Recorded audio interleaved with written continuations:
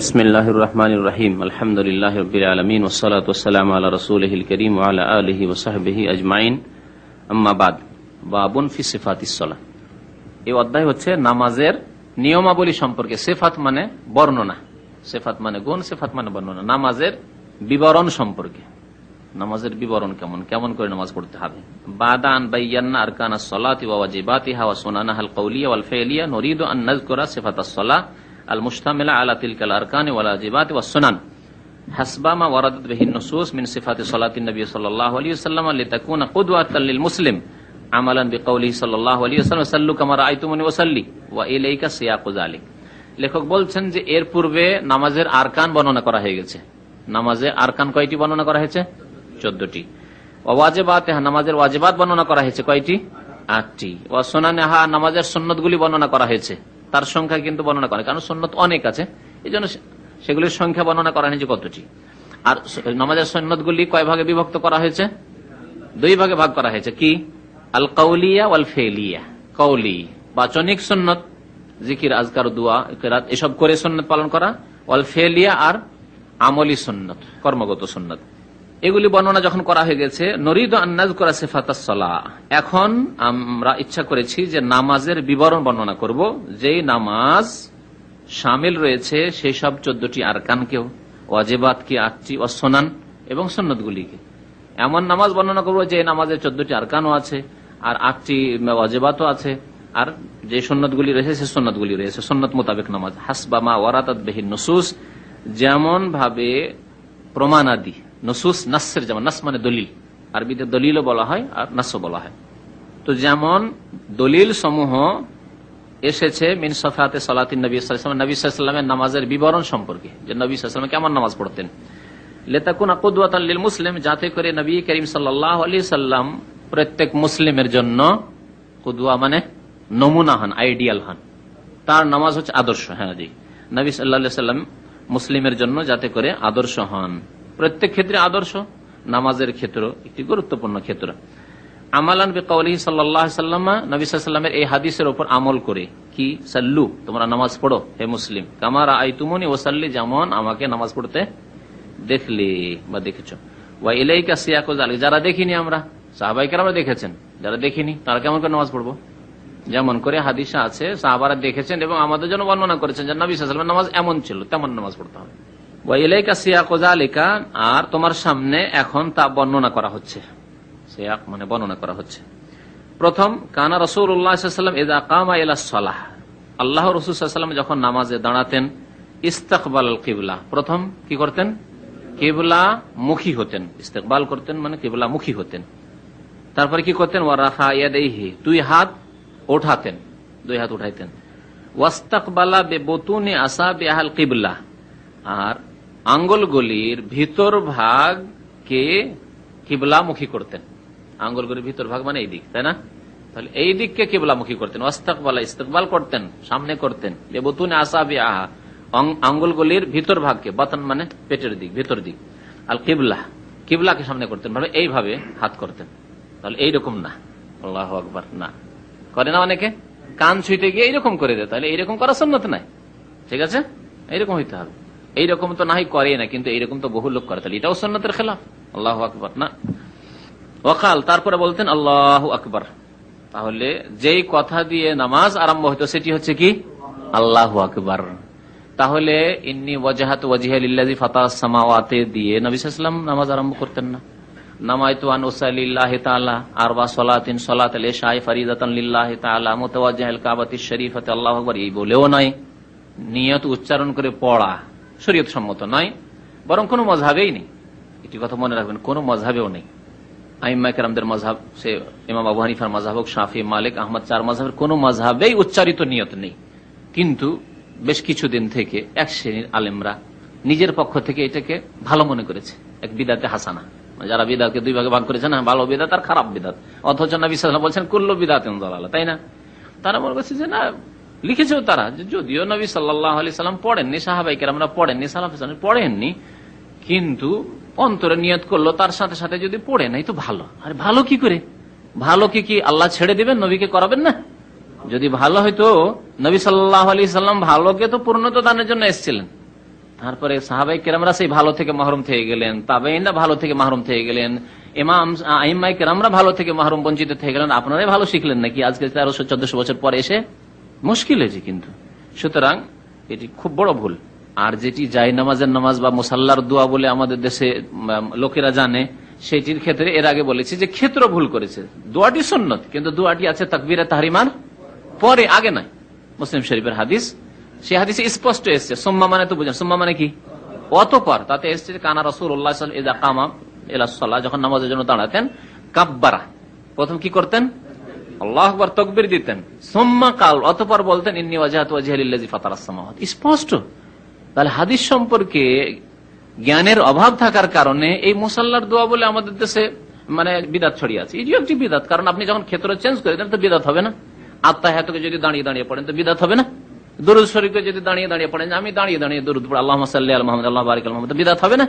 ঠিক তেমনি আপনি ইন্নী ওয়াজহাতু ওয়াজহিয়া তাকবীরে তাহরিমার পরে সেটিকে যদি এগিয়ে দেন, এদিক সেদিক করে দেন, তাহলে বিদাত হবে। এই জন্য এক শ্রেণীর লোকেরা আমাদের দেশে নামাজ পড়ে এই দুই বিদাত দিয়ে শুরু করে। খবরদার না, নামাজ শুরু হবে কি দিয়ে? মিফতাহুস সালাতিত তাহুর ওয়া তাহরিমুহা তাকবীর ওয়া তাহলিলুহা তাসলিম। নামাজের চাবি হচ্ছে পবিত্রতা, অর্থাৎ গোসল ফরজ হলে গোসল করা, না হলে ওযু, ওযুই তাহারাত। তাহারাত দুই প্রকারের। আর তাহরিম হচ্ছে মানে নামাজের আরম্ভ, যেখান থেকে সবকিছু হারাম হয়ে যাচ্ছে। তাহরিমা হচ্ছে তাকবীর, আল্লাহু আকবার, এই জন্য এর নাম হচ্ছে তাকবীরে তাহরিমা। ওয়া তাহলিলুহা তাসলিম, আর সবকিছু হালাল হবে দুনিয়ার কাজকর্ম সালামের সাথে, মানে সালাম হইলে নামাজ শেষ। তাহলে সালাম শেষ হওয়ার পর আপনি স্বাধীন। মোনাজাত হয়নি, এখন কি করে উঠবো? ইমাম সাহেব উঠেনি, আমি কেমন করে উঠবো? না, আপনার দরকার আছে, আপনি উঠে যান এখন, যে নামাজ শেষ হয়ে গেছে। তো নবী করিম সাল্লাল্লাহু আলাইহি ওয়াসাল্লাম নামাজ শুরু করতেন কি দিয়ে? কিবলামুখী হওয়ার পরে হাত উঠাতেন এবং আল্লাহু আকবার বলে নামাজ শুরু করতেন। সুম্মা ইউমসিকু শিমালাহু বিয়ামিনিহি, তারপরে বাম হাতকে ডান হাত দ্বারা ধারণ করতেন।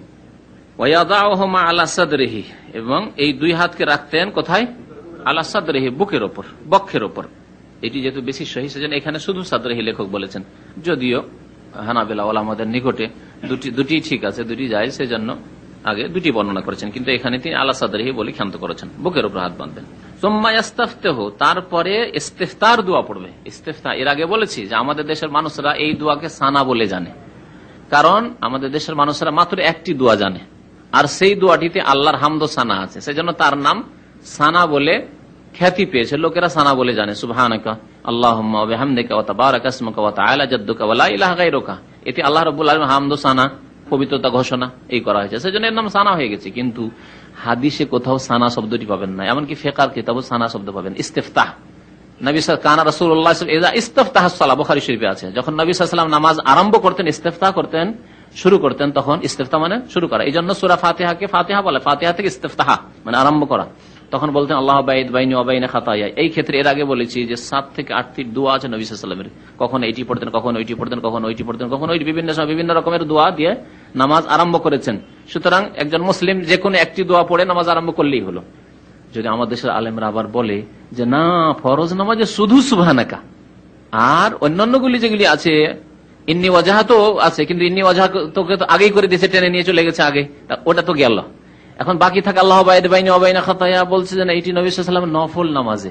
কিন্তু বুখারী শরীফের হাদিসটা কখনো সময় হলে খুলে দেখাবো, আজকে তো নিয়ে আসা হয়নি। তাতে আছে আবু হুরায়রা রাদিয়াল্লাহু তাআলা জিজ্ঞেস করছেন যে ইয়া রাসূলুল্লাহ, আপনি যে নীরব থাকেন তাকবীরের পরে, মাযা তাকুলু ফিহি আরাআইতা সুকুতাকা ফিস সালাহ, মাযা তাকুলু ফিহি, আপনি যে নীরব থাকেন সূরা ফাতিহার পূর্বে, সেই সময় কি বলেন? তখন বললেন নবী সাল্লাল্লাহু আলাইহি ওয়াসাল্লাম যে আল্লাহ বাইদ বাইনি ওয়া বাইনা খাতায়া ফিস সালাতে, নামাজে। তাহলে কোন নামাজের কথা জিজ্ঞেস করছেন? সাধারণত যখন আপনার নামাজে বলা হচ্ছে, তাহলে ফরজ নামাজে। জি, নবী করিম সাল্লাল্লাহু আলাইহি ওয়াসাল্লাম তাহলে ফরজ নামাজে আল্লাহ বাইদ বাইনি ওয়া বাইনা খাতায়া কামা বা'দা বাইনাল মাশরিক। তারপর এর আগে ইঙ্গিত করেছি যে এর অর্থ এত ব্যাপক, আল্লাহর কাছে গুনাহ খাতা এমন করে মাফ চাওয়া হচ্ছে, আল্লাহ মাগসিল খাতায়া বিল মায়ে ওয়াস সালজে ওয়াল বারাদে, আল্লাহ আমাদের গুনাহ খাতাকে ধুয়ে দাও পানির দ্বারা, বরফের দ্বারা, এই যে শিলা পাথর বৃষ্টির দ্বারা, সব দিয়ে ধুয়ে দাও।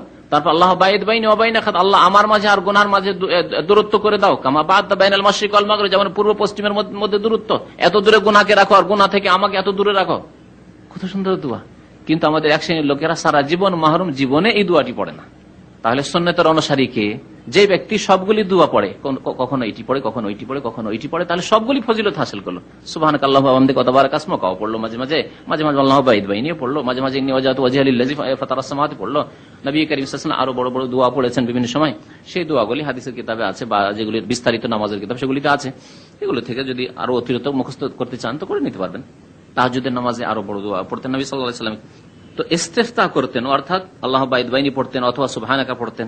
লেখক বলছেন ওয়ালাম ইয়াকুন ইউদাউ আলা ইস্তিফতাহিন ওয়াহিদ, কথাটি বলে দেন নবী করিম সাল্লাল্লাহু আলাইহি ওয়াসাল্লাম সর্বদা একটি ইস্তিফতার দোয়া পড়তেন না, মানে পরিবর্তন করতেন। ওয়ালাম ইয়াকুন ইউদাউ, সর্বদা আলা ইস্তিফতাহিন ওয়াহিদ, একটি ইস্তিফতার দোয়া, প্রাথমিক দোয়া বা আরম্ভিক দোয়া পড়তেন না। ফাকুল্লুল ইস্তিফতাহাতি সাবিতাতি আনহু ইয়াজুজুল ইস্তিফতাহু বিহা, বরং নবী সাল্লাল্লাহু আলাইহি ওয়াসাল্লাম থেকে যত ইস্তিফতার দোয়া আছে প্রমাণিত, সবগুলির দ্বারা নামাজ আরম্ভ করা জায়েজ, অর্থাৎ যে কোনো দোয়া পড়তে পারেন। ওয়ামিনহা, তার মধ্যে একটি দোয়া, লোকজনের সুবিধার জন্য একটি দোয়া এখানে লেখক লিখেছেন, সুবহানাকা আল্লাহুম্মা ওয়া বিহামদিকা ওয়া তাবারাকা ইসমুকা ওয়া তাআলা জাদ্দুকা ওয়া লা ইলাহা গায়রুক, ওয়া লা ইলাহা গায়রুক, এটাই মুখস্থ আছে, আর কোনো মুখস্থ নেই। সুবহানাকা, আপনার পবিত্রতা ঘোষণা করি আল্লাহ, আল্লাহুম্মা ওয়া বিহামদিকা, আপনার প্রশংসার সাথে সাথে, ওয়া তাবারাকা ইসমুকা, আপনার নাম বরকতময়, ওয়া তাআলা জাদ্দুকা, আপনার মর্যাদা অতি উঁচু, তাআলা মানে উঁচু, আর জাদ্দুকা মানে, জাদ্দুন মানে এখানে সম্মান আল্লাহর ক্ষেত্রে। ওয়া আন্নাহু তাআলা জাদ্দু রাব্বিনা, সূরা জিনে আছে, ওয়া আন্নাহু তাআলা জাদ্দু রাব্বিনা, আমাদের রবের মর্যাদা অতি উঁচু। আর আরবি ভাষাতে দাদাকেও নানাকেও কি বলে? জাদ বলে। জাদ মানে দাদা, জাদ মানে নানা। কি জন্য?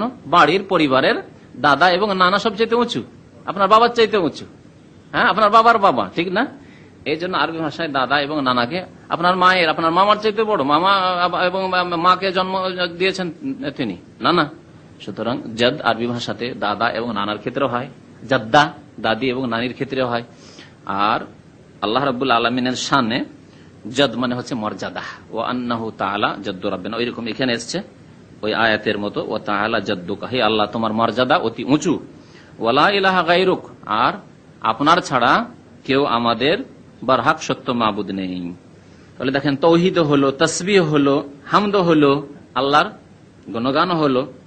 সুম্মা ইয়াকুল, অতঃপর বলতেন, আউযু বিল্লাহি মিনাশ শাইতানির রাজীম, বিসমিল্লাহির রহমানির রহিম। আউযু বিল্লাহি মিনাশ শাইতানির রাজীম, এটি হচ্ছে প্রসিদ্ধ। কেউ যদি কখনো কখনো এরকম পড়েছেন, আউযু বিল্লাহিস সামিল আলিম মিনাশ শাইতানির রাজীম মিন হামজিহি ওয়া নাফখিহি ওয়া নাফসিহি, তো জায়েজ আছে।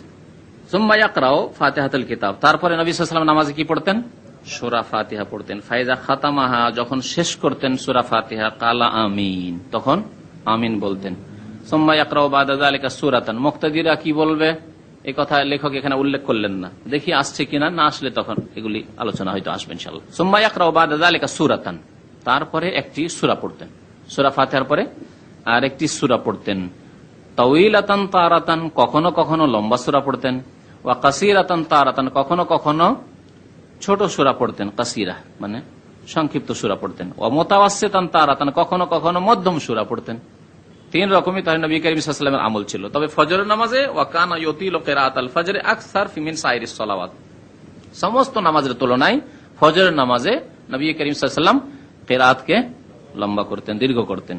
ইউতিলু দীর্ঘ করতেন, লম্বা করতেন। কিরাআতাল ফজর, ফজরের কিরাআতকে, আকসার মিন সাইরিস সালাত, সমস্ত নামাজ, সাইর মানে সমস্ত, সমস্ত নামাজের চাইতে বেশি, আকসার। ওয়া কানা ইয়াজহারু বিল কিরাআতি ফিল ফজর ওয়াল উলায়াইন মিনাল মাগরিবি ওয়াল ইশা, কোন কোন নামাজে জাহরি কিরাত করতেন, মানে উচ্চ স্বরে কোরআন পাঠ করতেন।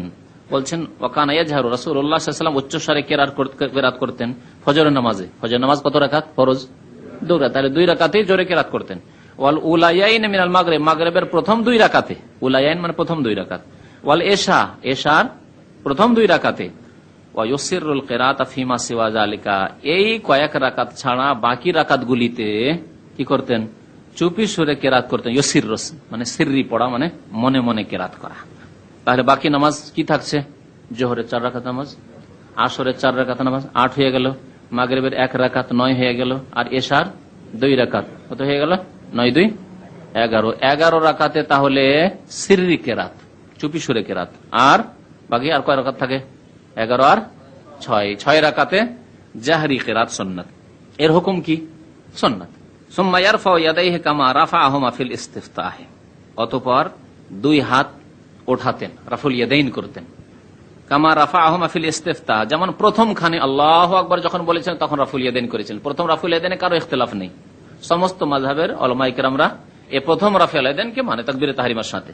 ইখতিলাফ আছে বাকি রাফুল ইয়াদাইন গুলিতে, কিন্তু নবী সাল্লাল্লাহু আলাইহি ওয়াসাল্লামের সহিহ সুন্নাত দ্বারা প্রমাণিত, এবং এই হুকুম মানসুখ হয়নি, যেমন এক শ্রেণীর লোকেরা বা ওলামারা দাবি করে থাকে যে প্রথম দিকে ছিল, পরে এটাকে রহিত করে দেওয়া হয়েছে। এর কোনো প্রমাণ নেই।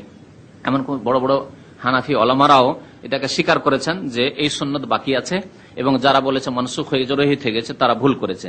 তাদের মধ্যে উল্লেখযোগ্য হচ্ছেন আল্লামা আব্দুল হাই লাখনবী রহমতুল্লাহ আলাইহি, ভারতের একজন হানাফি মুহাদ্দিস, আর একজন হচ্ছেন আল্লামা সিন্ধি, যিনি সিন্ধু প্রদেশের লোক ছিলেন কিন্তু মদিনায় জীবন কাটিয়েছেন, মদিনায় হাদিসের দর্শ দিতেন।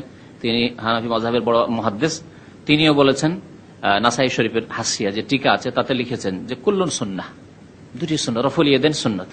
তিনি এতটুকু শুধু বলেছেন যে কখনো কখনো হয়তো নবী সাল্লাল্লাহু আলাইহি ওয়াসাল্লাম ছেড়েছেন, যেমন আব্দুল্লাহ বিন মাসউদ বর্ণনা করেছেন, কখনো কখনো ছেড়েছেন, কিন্তু নবী সাল্লাল্লাহু আলাইহি ওয়াসাল্লামের এই সুন্নাত মানসুখ হয়নি। আর যারা বলেছে মানসুখ হয়ে গেছে, রাফুল ইয়াদাইন আগে ছিল পরে রহিত করে দেওয়া হয়েছে, তারা ভুল বলেছে। রহিত করার কোনো দলিল নেই, কোনো দলিল নেই তাদের, এটি ব্যক্তিগত মত, এই জন্য যে তারা সেই সুন্নতটিকে পালন করে না। তো বলছেন যে তারপরে রফুল ইয়াদাইন করতেন কামা রাফাআহুমা ফিল ইস্তিফতাহ, প্রথম খানে যেমন রফুল ইয়াদাইন করেছেন। সুম্মা ইয়াকুলু, অতঃপর বলতেন আল্লাহু আকবার। কখন আল্লাহু আকবার বলতেন? রুকুতে যাওয়ার জন্য, কিরাত শেষে। ওয়া ইয়াখিরু রাকিআন, তারপরে রুকুর দিকে ঝুঁকে যেতেন। খাররা মানে অবনত হওয়া, ঝুঁকে যাওয়া। ওয়া ইয়াযাউ ইয়াদাইহি আলা রুকবাতিহি, রুকু করতেন কেমন করে? দুই হাত রাখতেন আলা রুকবাতিহি, দুই হাঁটুর উপর, রুকবাতিহি দুই হাঁটুর ওপর হাত রাখতেন। কেমন করে হাত রাখতেন, তার ধরন কেমন হইতো? বলছে মুফাররাজাতাইল আসাবে, আঙ্গুলগুলিকে খোলা রাখতেন, এইরকম করে নয়। ফারাজ মানে কোষাদা রাখা, প্রশস্ত রাখা, তাহলে খোলা থাকতো, এইভাবে থাকতে হবে, খোলা থাকবে। হাতের আঙ্গুলগুলি ফাঁকা ফাঁকা থাকবে, ফাঁকা, হাতের আঙ্গুলগুলি ফাঁকা রেখে। ওয়ায়ুমাক্কিনুহুমা, এবং শক্ত করে মজবুত করে ধারণ করে, ফস করে একটু পিছলে গেলে আছাড় খেয়ে পড়বে না, এরকম যাতে না হয়, মজবুত করে তাহলে হাঁটুকে ধরে থাকতেন। ওয়ায়ামুদ্দু জাহরাহু, এবং পিঠকে লম্বা করে দিতেন। মাদ্দা মানে দারাজ করা, লম্বা করা। তো পিঠকে নবী করিম সাল্লাল্লাহু আলাইহি ওয়াসাল্লাম কি করতেন? নামাজে লম্বা করতে, রুকুতে পিঠকে লম্বা রাখতে হবে। তাই বলছেন ওয়ায়াজআলু রাসাহু হিয়ালাহু, এবং মাথাকে পিঠের বরাবর রাখতেন। হেয়াল পিঠের বরাবর, তাহলে এই সমান এভাবে থাকতে হবে। লা ইয়ারফাহু, মাথাকে উঠিয়েও রাখতেন না এরকম করে। ওয়ালা ইয়াখফিজু, আর নিচু করেও রাখতেন না, এইভাবে রুকু নয়। ওয়ায়াকুলু, এবং রুকুতে বলতেন সুবহানা রাব্বিয়াল আজিম, সুবহানা রাব্বিয়াল আজিম বলতেন। এর আগে আমি বলেছি যে নবী করিম সাল্লাল্লাহু আলাইহি ওয়াসাল্লাম প্রথম দিকে যখন আয়াত নাযিল হলো সাব্বিহ ফাসাব্বিহ বিসমি রাব্বিকাল আজিম, সূরা ওয়াকিয়ার আয়াত, তখন বলেন ইজআলুহা ফি রুকুইকুম, এর বাস্তবায়ন করে এর প্রতি এই আয়াতের উপর আমল করো তোমাদের রুকুতে। ফাসাব্বিহ বিসমি রাব্বিকাল আজিম, আজিম রবের কি করো? তাসবিহ পাঠ করো। তখন বলতে লাগলেন সাহাবায়ে কেরামরা সুবহানা রাব্বিয়াল আজিম, আমল হয়ে গেল এই আয়াতের উপর। যখন নাযিল হলো সূরা আলার আয়াত সাব্বিহ ইসমা রাব্বিকাল আলা, তখন বলে ইজআলুহা ফি সুজুদিকুম, তোমরা এর উপর আমল করো সিজদায়। তখন সিজদায় সাহাবারা বলতে লাগলেন সুবহানা রাব্বিয়াল আলা। শেষ জামানায় সূরা নাসর নাযিল হলো, ইযা জা নাসরুল্লাহি ওয়াল ফাতহু ওয়া রাআইতান নাসা ইয়াদখুলুনা ফি দীনিল্লাহি আফওয়াজা ফাসাব্বিহ বিহামদি রাব্বিকা ওয়াস্তাগফির, তিনটি হুকুম, তাসবিহ, হামদের আর ইস্তিগফারের। তখন নবী করিম সাল্লাল্লাহু আলাইহি ওয়াসাল্লাম আয়েশা রাদিয়াল্লাহু তাআলা বর্ণনা করেছেন, বুখারী শরীফের হাদিস রয়েছে, কানা ইয়াকুলু ফি রুকুইহি ওয়া সুজুদি, নবী সাল্লাল্লাহু আলাইহি ওয়াসাল্লাম রুকুতে এবং সিজদাতে এই দোয়া পড়তেন, সুবহানাকা আল্লাহুম্মা রব্বানা ওয়া বিহামদিকা আল্লাহুম্মা গফিরলি। সুবহানাকা তাসবিহ করলেন, আল্লাহ তোমার পবিত্রতা ঘোষণা করি, রব্বানা হে আমাদের রব, ওয়া বিহামদিকা আপনার প্রশংসার সাথে সাথে, আর আল্লাহুম্মা গফিরলি আল্লাহ আমাকে মার্জনা করে দাও, মাফ করে দাও। আমল হয়ে গেল তিন হুকুমের ওপর। সূরা নাসর শেষ জামানে মক্কা বিজয়ের পরে, 8ম হিজরির পরে নাযিল হয়েছে, কারণ মক্কা বিজয় যখন হয়ে গেল ইযা জা নাসরুল্লাহ, এখন আল্লাহর সাহায্য চলে এসেছে, ওয়াল ফাতহ আর বিজয় চলে এসেছে, ওয়া রাআইতান নাসা ইয়াদখুলুনা ফি দীনিল্লাহি আফওয়াজা, আর লোকজনকে দেখবে যে দলে দলে আসছে, জামাতবদ্ধ হয়ে আসছে, শত শত লোক একসাথে আসছে আর মুসলমান হয়ে যাচ্ছে। এটি মক্কা বিজয়ের আগে হয়নি, কারণ মক্কা বিজয়ের আগে কাফেররা শক্তিশালী, আর কাফের শক্তিশালী থাকলে ইসলামে আসলেই তো ভয়, আর আসতেও চাই না, যে কেন যাব, লস খেতে যাব। যেমন আজকালকার অবস্থা, মুসলিমরা দুর্বল হওয়ার কারণে একজন মুসলমান হলে ভবিষ্যৎ অন্ধকার, মানে দুনিয়ার ভবিষ্যৎ অন্ধকার। কারণ দুনিয়াকে মানুষ নগদ নগদ মনে করছে, যে মুসলমান হলে তো আরো ফ্যাসিলিটি কমে যাবে। মুসলমান হলে খ্রিস্টান জিজ্ঞেস করবে কেন মুসলিম হলে, তুই ইহুদি জিজ্ঞেস করবে কেন তুমি মুসলিম হলে, হিন্দু জিজ্ঞাসা করে কেন তুমি মুসলমান, কি পেলে তুমি? এমনকি আজকালকার ফাসেক মুসলমানও জিজ্ঞাসা করছে কেউ এখান থেকে মুসলমান হয়ে গেলে কি পেয়েছ? কে টাকা দিতে চেয়েছে নাকি? আরে মুসলমান, মুসলমান নামে মুসলমান জিজ্ঞেস করছে কত টাকা পেয়েছে মুসলমান হয়ে। এক বাংলাদেশি ভাই মুসলমান হয়েছে, তার সাথীর সঙ্গে সব বাংলাদেশি বেনামাজি মুসলমান। বলছে কোথায় কত টাকা পাবা তুমি যে মুসলমান হয়েছে? হ্যাঁ, তোমার বাপ দাদার ধর্মই তো ঠিক ছিল। আউযুবিল্লাহি মিনাশ শাইতানির রাজিম। এ হচ্ছে মুসলমান ফাসেকদের অবস্থা। কি বলবো, ফাসেকটা হালকা হুকুম বললাম, কার উপরে কুফরি ফতোয়া লাগাবো না, সেই জন্য বললাম ফাসেক। না হলে আল্লাহর খাতায় যে কি আছে আল্লাহ পাক জানে। মুসলিমরা যখন দুর্বল তখন দলে দলে মুসলমান হচ্ছে না। দেখেন, সপ্তাহে একটি না হয় দুইটি তাও মুসলমান হচ্ছে, চিন্তা করছে মুসলমান হয়ে পাবো বাকি কত রকমের সমস্যার সম্মুখীন হব। পাসপোর্ট চেঞ্জ করতে গিয়ে সমস্যা, এই চেঞ্জ করতে গিয়ে সমস্যা, দেশে গিয়ে নাম বদলাতে গিয়ে অ্যাফিডেভিট করতে গিয়ে সমস্যা, বিশেষ করে অমুসলিম দেশের যদি সেই নতুন মুসলমান হয় তাহলে কত রকমের সমস্যা। ভারতে অনেকেই কোর্টে অ্যাফিডেভিট করতে গিয়েছে মুসলমান হওয়ার পরে, দেয়নি তাকে কোর্টে অ্যাফিডেভিট করে না, কিন্তু খ্রিস্টান হতে যান কোর্টে গিয়ে বলেন সেকুলার স্টেট, তোমার ধর্ম নিরপেক্ষ, তোমার ব্যক্তি স্বাধীনতা আছে, বলে আমি খ্রিস্টান হব। আল্লাহ তোল, যদিও খ্রিস্টানের কোন মানে পার্সেন্টেজ নেই ভারতে, শতকরা একজনও নয় হয়তো, তারপরে খ্রিস্টান হতে যান কোনো অসুবিধা নেই, কারণ খ্রিস্টান দেশগুলি মজবুত। তো দলে দলে আপনি খ্রিস্টান হন না, কোনো অসুবিধা নেই। সাঁওতাল আদিবাসী গুলি ভারতে খ্রিস্টান হচ্ছে, কোনো অসুবিধা নেই, সাথে সাথে অ্যাফিডেভিট হয়ে যাচ্ছে। কিন্তু একজন যদি হিন্দু মুসলমান হতে যায়, কেন মুসলমান যাও বের করে দিচ্ছে, কয়েক কোর্টে ফিরে এসছে, আমি কয়েকজন নতুন মুসলমানকে জানি। তারপরে কোন কোর্টে গিয়ে দেখলো যে না এটা একটু ভালো জজ আছে, অথবা মুসলমান জজ কোথাও পেয়ে গেল, তখন তার কাছে গিয়ে অ্যাফিডেভিট করছে। এই অবস্থা। আমার এক ক্লাসমেট মাদ্রাসা থেকে পড়ে ফারেক হয়েছে, সে নতুন মুসলমান, গিয়েছে প্রথমে এক হিন্দুর কাছে, তাকে দেয়নি, অ্যাফিডেভিট করে দেয়নি জজে, কেন মুসলমান হয়ে যাও, কিন্তু খ্রিস্টান হতে যান, ইহুদি হতে যান, অন্য কোন ধর্ম গ্রহণ করতে যান, বৌদ্ধ হতে যান, একেবারে সাথে সাথে। তাহলে বোঝা গেল ইসলাম মুসলিমদের শক্তিশালী হওয়ার প্রয়োজন আছে। নবী করিম সাল্লাল্লাহু আলাইহি ওয়াসাল্লাম যতদিন মক্কা হাতে পাননি, মক্কা বিজয় হাসিল হয়নি, ততদিন পর্যন্ত একটা দুইটা করে মুসলমান হচ্ছে। আর মুসলমান হলে কত জুলম অত্যাচারের শিকার হচ্ছে। কিন্তু যখন মক্কা বিজয় হয়ে গেল, ওয়ারা আয়তান্নাসা ইয়াদখুলুনা ফি দীনিল্লাহি আফওয়াজা, দলে দলে আসছে আর মুসলমান হচ্ছে, এক এক দিনে হাজারে হাজার আসছে আর মুসলমান হয়ে যাচ্ছে। তখন হে নবী, আপনাকে যে মিশনের জন্য আমি দুনিয়াতে পাঠিয়েছিলাম সেই কাজ হয়ে গেছে। এখন এই কাজ চালানোর জন্য সাহাবায়ে কেরাম তৈরি হয়ে গেছেন, তারা প্রশিক্ষণ পেয়ে গেছেন, আপনার কাজ হয়ে গেছে। এখন দিনকে এখন কমপ্লিট করে দিয়েছি। তখন কি করবেন আপনি? আপনার আখিরাতের জন্য নিজে আমল করে প্রস্তুতি নেন। বেশি বেশি এখন কি করেন? ফাসাব্বিহ, তাসবিহ পাঠ করুন আপনি, বিহামদে রাব্বিকা, আর রবের প্রশংসা বেশি বেশি আল্লাহর হামদ সানা করুন আপনি, আর ওয়াস্তাগফিরু, আল্লাহর কাছে মার্জনা কামনা করুন। ত্রুটি না হলেও মার্জনা আল্লাহ কামনা করতে বলেছেন। আগের পরের গুনাহ মার্জনার আল্লাহ রাব্বুল আলামিন ঘোষণা করে দিয়েছেন, লিয়াগফির লাকাল্লাহু মা তাকাদ্দাম মিন যামবি, তারপরেও মার্জনা কামনা করতে যদি আল্লাহ বলেন, তাহলে আমাকে, আপনাকে, যে কোনো অন্য মুসলিমকে কত বেশি আল্লাহর কাছে ইস্তেগফার করা উচিত, আল্লাহর কাছে কত মার্জনা কামনা করা উচিত। আল্লাহ রাব্বুল আলামিন যখন এই সূরা নাযিল করলেন, তখন নবী সাল্লাল্লাহু আলাইহি সাল্লাম কি করলেন? রুকুতে সেজদাতে এই দোয়া পড়া শুরু করলেন। মা আয়েশা রাদিয়াল্লাহু তাআলা আনহা বর্ণনা করছেন। তাহলে কখনো কখনো আপনি কি করেন? এই দোয়া পড়েন। তাসবির আমলের ক্ষেত্রে দুইটি মত আছে ওলামাদের। একটি মত বললাম যে কখনো কখনো সুবহান রাব্বিয়াল আযীম পড়েন 3 বার, 5 বার, 7 বার, আর কখনো আপনি এই দোয়া পড়েন, সুবহানাকাল্লাহুম্মা রাব্বানা হামদিকা আল্লাহুম্মা মাগফিরলি। কখনো সুবহান রাব্বিয়াল আলা সিজদা পড়েন, কখনো এইটি পড়েন। এই একটি মত। আর একটি মত হচ্ছে যে না, সুবহান রাব্বিয়াল আযীম পড়তেই হবে একবার, সুবহান রাব্বিয়াল আলা একবার পড়তেই হবে। আগে বলা হয়েছে একবার পড়া কি ওয়াজিব, আর 3 বার পড়া হচ্ছে সুন্নাত, তাই না? হ্যাঁ, বা একবারের বেশি, 3 বার, 5 বার, 7 বার পড়া। তো একবার সুবহান রাব্বিয়াল আযীম বা 3 বার সুবহান রাব্বিয়াল আযীম, সুবহান রাব্বিয়াল আলা পড়ে নেন, আর তারপর বাকিটা পড়েন সুবহানাকা আল্লাহুম্মা রাব্বানা ওয়া বিহামদিকা আল্লাহুম্মা মাগফিরলি। আমি বর্তমানে এইরকমই আমল করি, যখন দেখি যে না ইমাম সাহেব লম্বা পড়াচ্ছে, অথবা নিজের নামাজ, আমার ইখতিয়ারের নামাজ, তখন সুবহান রাব্বিয়াল আযীম, সুবহান রাব্বিয়াল আযীম, সুবহান রাব্বিয়াল আযীম 3 বার বলে নিলাম, তারপরে সুবহানাকা আল্লাহুম্মা রাব্বানা ওয়া বিহামদিকা আল্লাহুম্মা মাগফিরলি। আরেকটি দোয়া আছে সুবহান কুদ্দুসুন রাব্বুনা ওয়া রাব্বুল মালায়েকাতি ওয়ার রূহ, এই দোয়াগুলি তখন পড়েন। সুবহান রাব্বিয়াল আযীম পড়ার পরে এই বলে মাথা উঠাবে, সুম্মা ইয়ারফাউ রাসাহু কাইলান, এই বলে মাথা উঠাবে কি সামি আল্লাহু লিমান হামিদা, ইমাম সাহেব সামি আল্লাহু লিমান হামিদা বলে মাথা উঠাবে। ওয়া ইয়ারফাউ ইয়াদাইহি কামা ইয়ারফাউ মা ইনদার রুকু, রুকুর সময় যেমন, রুকু করার সময় যেমন রাফুল ইয়াদাইন করেছিল, হাত উঠিয়েছিল, তেমনি রুকু থেকে ওঠার সময়ও কি করবে? রাফুল ইয়াদাইন করবে, সামি আল্লাহু লিমান হামিদা। মুক্তাদিরে বলবে কি রব্বানা ওয়া লাকাল হামদ, ইমাম মুক্তাদি সবাই মিলে। ফাইজা ইতাদালা কায়মান, যখন সোজা হয়ে দাঁড়িয়ে যাবে রুকু থেকে, তখন কাল বলবে রব্বানা লাকাল হামদ। রব্বানা লাকাল হামদ আছে, এখানে লেখক কি বলেছেন? লাকাল হামদ। আর হাদিসে রব্বানা ওয়া লাকাল হামদ আছে, দুই রকমই বলতে পারেন। ওয়া কানা ইউতিলু হাযাল ইতিদাল, নবী করিম সাল্লাল্লাহু আলাইহি সাল্লাম এই দাঁড়ানোকে লম্বা করে দীর্ঘ করতেন।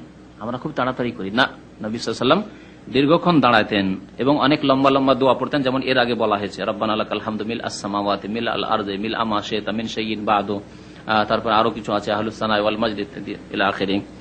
সুতরাং তাও পড়তে পারেন। আর একটি আছে রব্বানা ওয়ালাকাল হামদ হামদান কাসীরান তাইয়িবান মুবারাকান ফি। বিভিন্ন সময় বিভিন্ন দোয়াগুলি যদি পড়েন তাহলে সুন্নতের উপর সবগুলি আমল হবে, সবগুলি সুন্নতের উপর আমল হবে।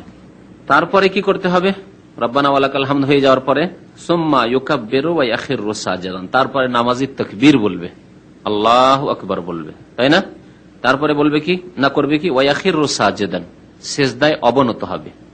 সিজদায় অবনত, খাররা মানে পড়ে যাওয়া, খাররা মানে পড়ে যাওয়া। খাররা মিনাস সামায় কোরআনে আছে, আকাশ থেকে পড়ে যাওয়ার ক্ষেত্রে কোরআনে কারিমে রয়েছে। কোরআনে কারিমে আছে ইয়াখিরুনা খাররু সুজদান ওয়া বুকিয়া, আল্লাহর নেক বান্দারা সিজদা আই অবনত হয়ে যায়, পড়ে যান সিজদায়, আর বুকিয়া কান্না শুরু করে। ফাখাররা মূসা সাইকা, যখন আল্লাহ রাব্বুল আলামিন কে দেখতে চাইলেন, রব্বে আরিনি আনজুর ইলাইকা, আল্লাহ বলেন লান তারানি, দেখতেই পারবে না। আল্লাহকে দেখতে কোনো মানুষ পারবে না, কোন নবী রাসূল পারবে না। আল্লাহ একবার দেখার চেষ্টা করি, আরিনি ইলাইক, দেখবো। ওয়ালাকিন আনজুর ইলাল জাবাল, আল্লাহ বলেন ঠিক আছে, তোমার যখন দেখার শক্তি, তুমি পাহাড়টির দিকে দেখো, সরাসরি তুমি নূরের দিকে দেখতে পারবে না, জ্বলে ভস্মীভূত হয়ে যাবে। তো কি করো? ওয়ালাকিন উনজুর ইলাল জাবাল, পাহাড়টির দিকে দেখো। ফাইনিস্তাকাররা মাকানহু, দেখো যে পাহাড়ের কি অবস্থা হয়। পাহাড় যদি নিজের জায়গায় ঠিক থেকে যায় আমার তাজাল্লি হওয়ার পরে নূরের, তাহলে ফাসাউফা তারানি, তাহলে দেখার সম্ভাবনা আছে। আর যে পাহাড়ি যদি জ্বলে সাফ হয়ে যায় মুশকিল, তাহলে তোমার তো অবস্থা খারাপ। তখন কি হলো? ফালাম্মা তাজাল্লা রাব্বুহু লিল জাবালি খাররা মূসা জাআলাহু দাক্কা ওয়া খাররা মূসা সাইকা, পাহাড়ের ওপর যখন আল্লাহর নূরের তাজাল্লি হলো, নূরের ঝলক পড়লো, তখন জাআলাহু দাক্কা, পাহাড় চূর্ণ বিচূর্ণ হয়ে গেল। ওয়া খাররা মূসা সাইকা, মূসা আলাইহিস সালাম বেহুশ হয়ে অচেতন অবস্থায় পড়ে গেলেন, হুশার। এখানে খাররা মানে তাহলে কি? পড়ে যাওয়া। তো সিজদায় পড়ে যাবেন মানে সিজদায় অবনত হবেন। ওয়া ইয়াখিরু সাজিদান ওয়ালা ইয়ারফাউ ইয়াদাইহি, এখানে রাফুল ইয়াদাইন করবে না, সিজদায় যাওয়ার সময় করবেন না। তার রাফুল ইয়াদাইন কোথায় কোথায় আছে এর আগে আলোচনা হয়ে গেছে, তাই না? আর বারবার ফিরাচ্ছি না। ফায়াসজুদু আলা, রাফুল ইয়াদাইন মানে কি? কথাটি কিন্তু আরবি।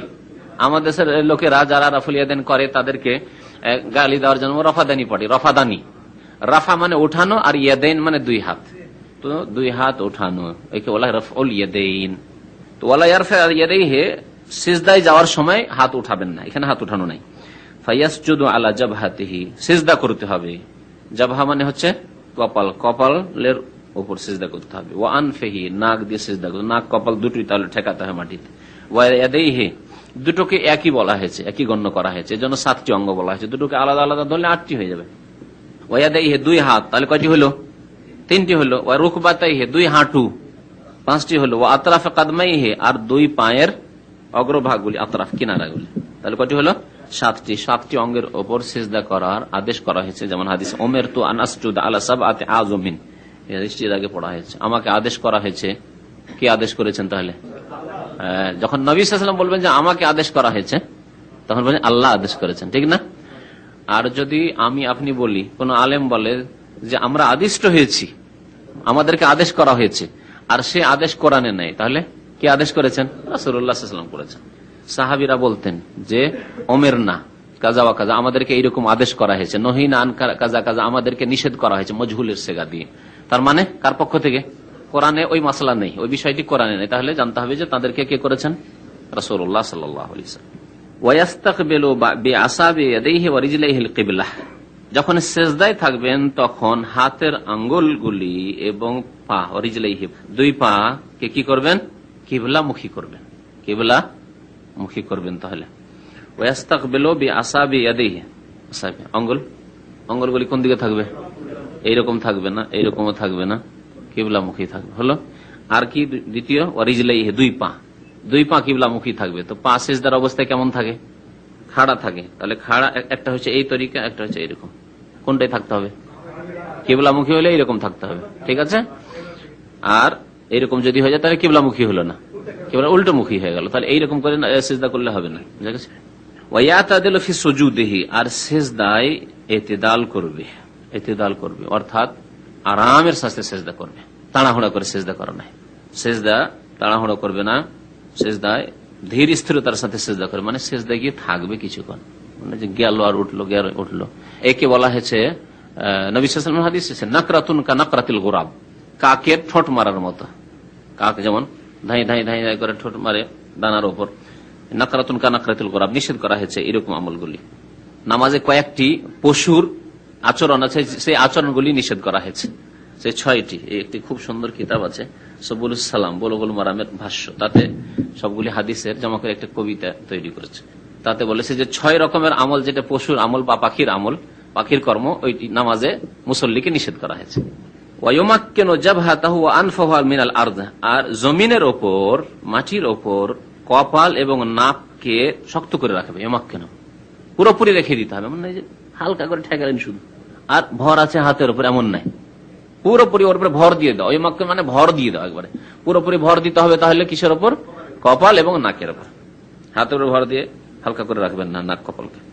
ওয়াতামেদু আলা কাফেহি, আর ভর দিবে কিসের ওপর? 2 হাতের উপর। 2 হাতের উপর ভর থাকবে, আর কপাল এবং নাককে জমিনে ভালো করে রেখে দিতে হবে। ওয়ারফাউ মিরফাকাইহি, মিরফাক মানে কনুই। কনুই কোনটা? ওযুর ক্ষেত্রে আল্লাহ রাব্বুল আলামিন কি বলেছেন? ইযা কুমতুম ইলাস সালাতি ফাগসিলু ওয়াজুহাকুম ওয়া আইদিয়াকুম ইলাল মারাফিক। মারাফিক মিরফাকের জামা, তো মারাফিক জমা, আর মিরফাক হলো ওয়াহিদ, আর মিরফাকাই এখানে আছে মিরফাকাইন মানে 2 কনুই। তো 2 কনুইকে কি করতে হবে? ইয়ারফাও, উঠিয়ে রাখতে হবে। তাহলে এইরকম করে নামাজ পড়লে হবে না, সেজদা এরকম করে করলে হবে না, কি করে করতে হবে? উঠিয়ে রাখতে হবে। উঠিয়ে রাখার ক্ষেত্রে যদি পাশের মুসল্লি থাকে আর এইরকম যদি করেন তাহলে কষ্ট হবে। দেখবেন যে মুসল্লি না থাকে তাহলে ভালো করে কোষাদা করেন, যদি মুসল্লি আছে তাকে কষ্ট হবে, তাহলে আর এইরকম করবেন না। এই ক্ষেত্রে মুসল্লিদের পাশে, মুসলমানের পাশে নামাজ পড়তে গিয়ে বলা হয়েছে তোমার লিনুল মানাকে, তোমরা নরম রাখবে, নিজের কাঁধকে নরম রাখবে, শক্ত করে না হাইনটা হয়ে দাঁড়িয়ে আছেন ওইরকম না, নরম হয়ে দাঁড়াবেন। নম্র ব্যবহার যেমন হইতে হবে তেমন আপনার শরীরটাও নরম থাকতে হবে। অনেকে একেবারে না বসে আছে, একটু লোক এসে একটু অনুমতি জায়গা একটু আছে, আর একটু ফাঁক করলে হয়তো সুন্নাত পড়ার জায়গা হয়ে যাবে না, নরম হচ্ছে না, আরো শক্ত, এটি নিষেধ করা হয়েছে। ওয়ায়ুজাফি আদুদাইহি আন জামবাইহি, আর 2 বাহুকে, আদুদ মানে বাহু, বাজু, বাজু বলে উর্দুতে, আর বাংলায় বলে বাহু, বুঝেন এটা আদুদ। এই 2 বাহুকে কি করতে হবে? ইউজাফি, দূরে করতে হবে। জাফা ইউজাফি মানে দূরে করা, দূরে রাখতে হবে। আন জামবাইহি, 2 সাইড থেকে। জাম্বুনকে বাংলায় কি বলবেন? সাইড তো ইংরেজি বলে দিলাম, বাংলা খোঁজে 2 পার্শ্ব থেকে, পার্শ্ব। ওয়ারফাউ বাতনাহু আন ফাখজি, এগুলি নিয়মগুলি মনে রাখবেন ভালো। ওয়ারফাউ বাতনাহু, আর পেটকে উঠিয়ে রাখবে আন ফাখজাইহি, রান থেকে। তাহলে একবারে চেপে দিয়ে পেটকে রেখে দিল রানের ওপর, উরুর ওপর, এরকম করবে না। ফাখিজ, ফাখজ নয় বা ফাখাজ নয়, ফাখিজ, ফাখিজ মানে রান বা উরু। ওয়ারফাউ বাতনাহু, পেটকে উঠিয়ে রাখবে আন ফাখিজাইহি, 2 রান থেকে। ওয়া ফাখিজাইহি, 2 রানকে উঠিয়ে রাখবে সেজদায় আন সাকাইহি, 2 পেন্ডুলি থেকে। এই যে পেন্ডুলি থেকে। মহিলাদের নামাজ কেমন? পাছা বসিয়ে দিয়ে ওরা কি করে? রানকে কিসের রেখে দেয়? পিন্ডের উপরে রেখে দেয় না, উঠিয়ে রাখবে। এখানে শুধু বলা হয়েছে পুরুষদের নামাজ না, পুরুষ মহিলা সবার নামাজ, সবার নামাজ একই রকম। তাহলে নারী পুরুষের এই পার্থক্য নেই যে পাছাকে বসিয়ে দিয়ে রানকে রেখে দিল একেবারে পেন্ডুলের ওপর আর জড়ো সড়ো হে নামাজ পড়ছে, না, এরকম না। ওয়াকানা ইয়াকুলু ফি সুজুদিহি, এবং সেজদায় বলবে নামাজি, কি বলবে? সুবহানা রাব্বিয়াল আ'লা, পবিত্রতা ঘোষণা করছি আমি। ওসাব্বিহু, এখানে উজ্জ আছে ফেল, আমি পবিত্রতা ঘোষণা করছি আমার মহান রবের, রব্বি আমার রবের যিনি আলা। সুম্মা ইয়ারফাউ রাসাহু কাইলান, অতঃপর মাথা উঠাবে সেজদা থেকে এই বলে, কাইলান মানে এই বলে, কি বলে? আল্লাহু আকবার, আল্লাহু আকবার বলে মাথা উঠাবে। সুম্মা ইয়াফরিশু রিজলাহুল ইউসরা, এখন কি করতে হবে? সেজদা থেকে উঠে কি করতে হয়? বসতে হবে। কেমন করে বসতে হবে? বলছে সুম্মা ইয়াফরিশু, অতঃপর বিছিয়ে দিবে। ফারশ, এই জন্য ফারশ মানে বিছানা, ফারাশা ইয়াফরিশু মানে বিছিয়ে দেওয়া, আর ফারশ মানে হচ্ছে বিছানা। সুম্মা ইয়াফরিশু, অতঃপর বিছিয়ে দিবে রিজলাহুল ইউসরা, বাম পাকে, বাম পাকে বিছিয়ে দেবে। ওয়ায়াজলিসু আলাইহা, আর বাম পায়ের উপর বসবে। ওয়ায়ানসিবুল ইয়ুমনা, ডান পাকে খাড়া করবে। নাসাবা মানে খাড়া করে, নাসাব মানে খাড়া করে। ওয়ায়াদাউ ইয়াদাইহি আলা ফাখিজাইহি, 2 হাত কোথায় রাখবে? 2 রানের উপর, ফাখিজ রানের উপর, হাঁটুর কাছাকাছি রান, হাঁটু এবং রান।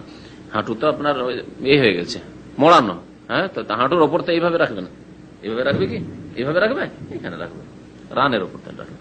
ওয়ায়াদাউ ইয়াদাইহি আলা ফাখিজাইহি সুম্মা ইয়াকুল, অতঃপর বলবে। এখানে একটি দোয়া আছে, আল্লাহ মাগফিরলি ওয়ারহামনি ওয়াজবুরনি ওয়াহদিনি ওয়ারযুকনি। কোন কোন রিওয়ায়াতে ওয়াফেনি শব্দ আছে, যেমন বুখারীতে আছে, ওটাতে আছে আল্লাহ মাগফিরলি ওয়ারহামনি ওয়াহিদানি ওয়াফিনি ওয়ারজুকনি, আগে পরে অসুবিধা নেই।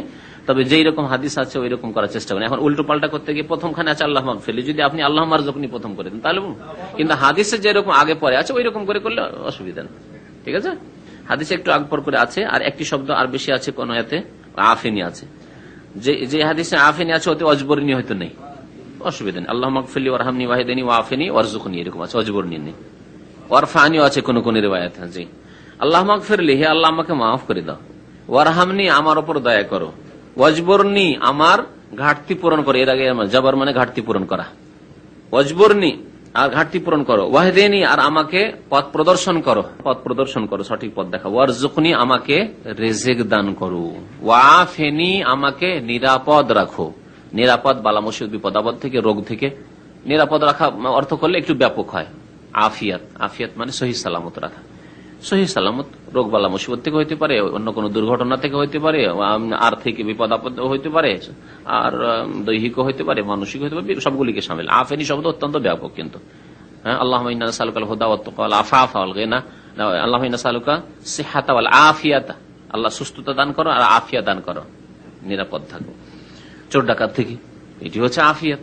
কোন দুষ্ট দুষ্প্রকৃতির লোক থেকে, কোন খুনির লোক থেকে, কোন সন্ত্রাসী থেকে, কোন খারাপ লোক থেকে, সবগুলি আফিয়াতের মধ্যে শামিল। এত ব্যাপক দোয়া তাহলে এই দোয়াটি, তাহলে এই দোয়াটি পড়লে ভালো।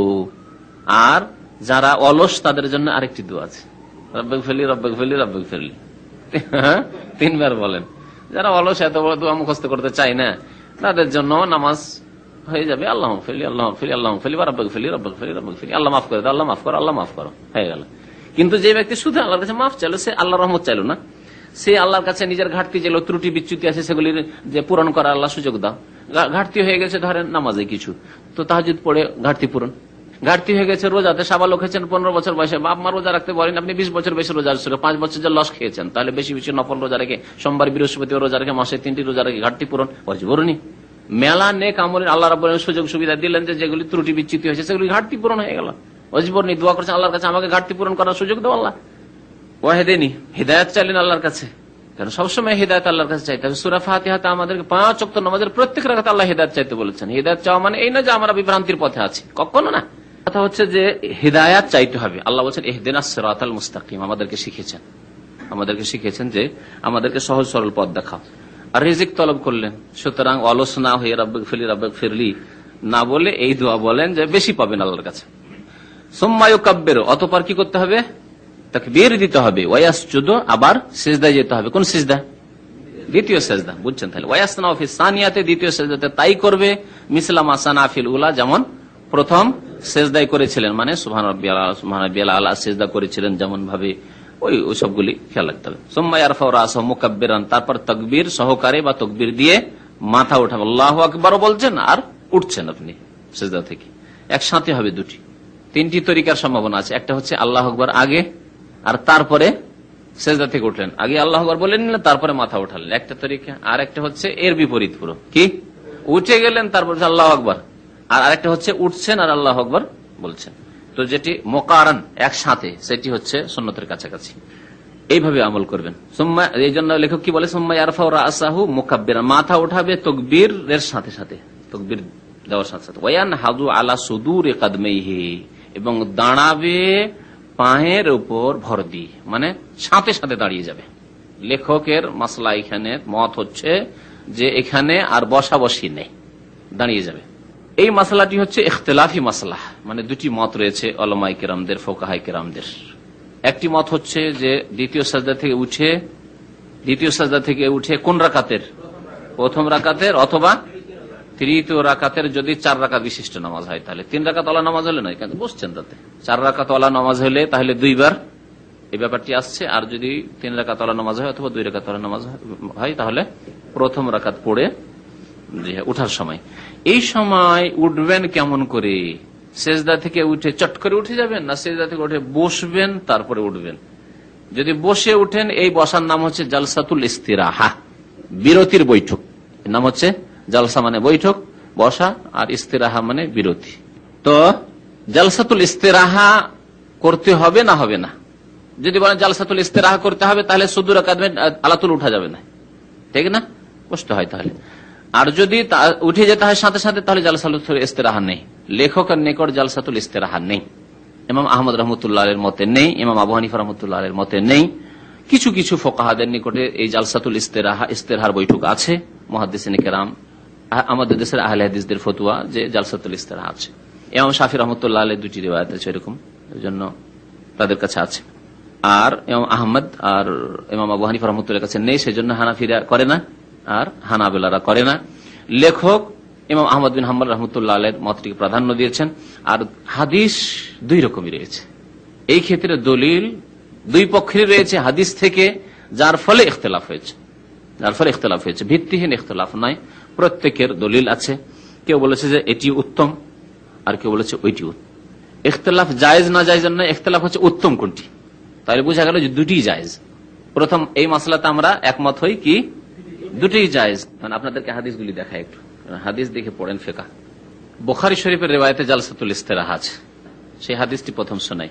বুলুগুল মারামে হাদিসটি আছে, মালিক ইবনে হুয়াইরিস রাদিয়াল্লাহু তাআলা আনহু, তিনি শেষ দিকে মুসলমান হয়েছিলেন, তো তিনি নামাজের হাদিস বর্ণনা করেছেন। বলছেন আন্নাহু রাআন নবী সাল্লাল্লাহু আলাইহি ওয়াসাল্লাম, তিনি নবী সাল্লাল্লাহু আলাইহি ওয়াসাল্লামকে দেখলেন ইউসাল্লি, নামাজ পড়তে। ফাইদা কানা ফি বিত্রি মিন সালাতিহি, যখন তার নামাজের বেজোড় রাকাত থাকতো। বেজোড় রাকাত মানে প্রথম রাকাত অথবা তৃতীয় রাকাত। লাম ইয়ানহাজ, দাঁড়াতেন না, হাত্তা ইয়াস্তাবিয়া কায়দান, যতক্ষণ পর্যন্ত পুরোপুরি বসে না যেতেন। তাহলে জালসাল ইস্তিরাহাত করতেন, বসতেন, তাহলে বিরতির বৈঠক দিতেন। রাওয়াহুল বুখারী। ভাষ্যকার বলছেন অফিল হাদিসে দালিলুন আলা শারিয়াতি হাযিহিল কাদা বাদা সাজদা সানিয়াহ, দ্বিতীয় সাজদার পরে মিনা রাকাতুল, প্রথম রাকাতে আবি রাকাতে সালেসা, তৃতীয় রাকাতে দ্বিতীয় সাজদার পরে এই জলসা বৈঠক করার দলিল হচ্ছে এই হাদিসটি। যারা বলছেন এই বৈঠক জালসাতুল ইস্তিরাহা করতে হবে, তাদের দলিল বুখারী শরীফ হাদিস। সুম্মা ইয়ানহাজুল ইয়াদাই রাকাতে সানিয়া আবি রাবিয়া, তারপরে দ্বিতীয় রাকাতের জন্য অথবা চতুর্থ রাকাতের জন্য উঠবে এই বৈঠকের পরে। ওয়াতুসাম্মা জালসাতুল ইস্তিরাহা, এই বৈঠকের নাম হচ্ছে জালসাতুল ইস্তিরাহা ফুকাহাদের নিকটে। হাদিসে জালসাতুল ইস্তিরাহা নেই। আচ্ছা, লাম ইয়ানহাজ হাত্তা ইয়াস্তাবিয়া কায়দান, বসে না গিয়ে সরাসরি উঠতেন না, তার মানে বসতেন। ওয়াকাদ যাহাবা ইলাল কওলি বিশারিয়াতিহা, এই মত হচ্ছে আশ-শাফিঈ ফি আহদি কওলি, ইমাম শাফির একটি মত।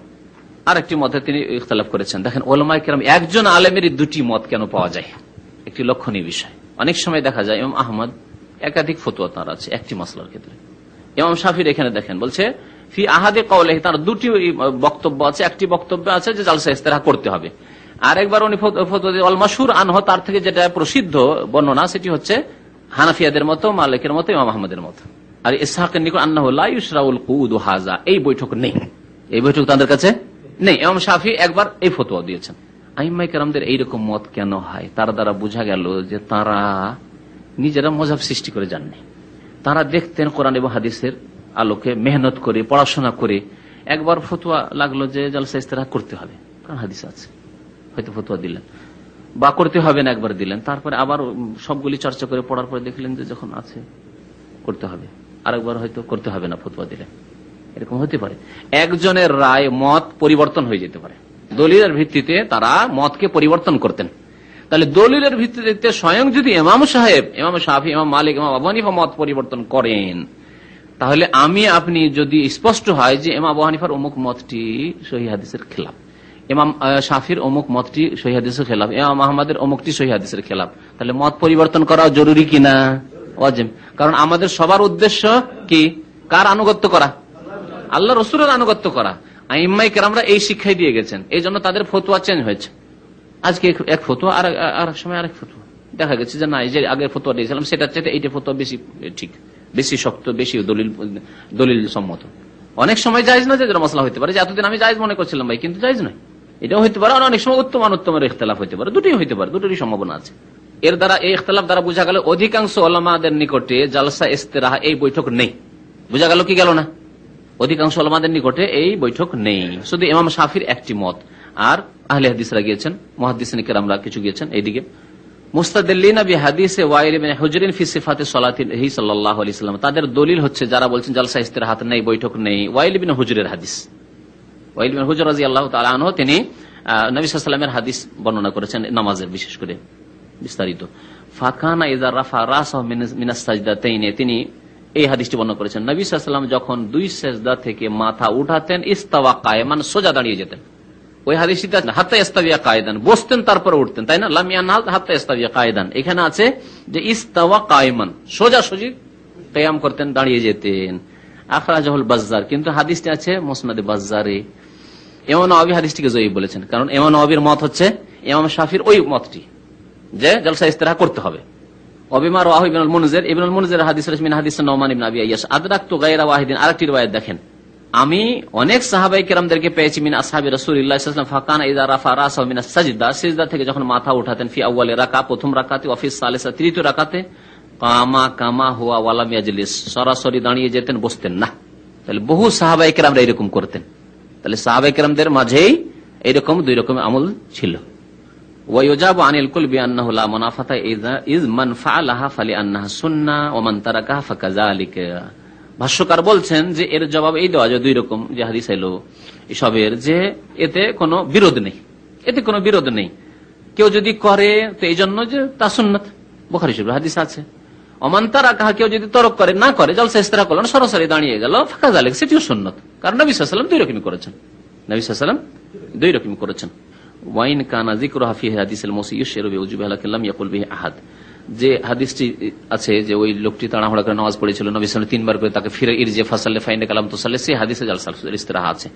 তো ওটিও জালসাতুল ইস্তিরাহার একটি দলিল। ইমাম ইবনুল কাইয়্যিম কি বলেছেন এই সম্পর্কে? ইবনে তাইমিয়া রাহমাতুল্লাহ আলাইহি শাগির্দ, জাদুল মাদ বহু কিতাবের যিনি লেখক, কিতাবুস সালাত বলে একটি কিতাব, নামাজের উপরে একটি মোটা কিতাব আছে তার। তো বলছেন কালা ইবনুল কাইয়্যিম, ইবনুল কাইয়্যিম বলছেন ইখতিলাফাল ফুকাহা, ফুকাহাদের ইখতিলাফ আছে ফি জালসাতিল ইস্তিরাহা, এই বিরতির বৈঠক সম্পর্কে। হাল হিয়া মিন সুনানিস সালাহ, এটি নামাজের সুন্নত, আও লাইসাত মিনাস সুনান, অথবা সুন্নত নয়, ছাড় শুধু।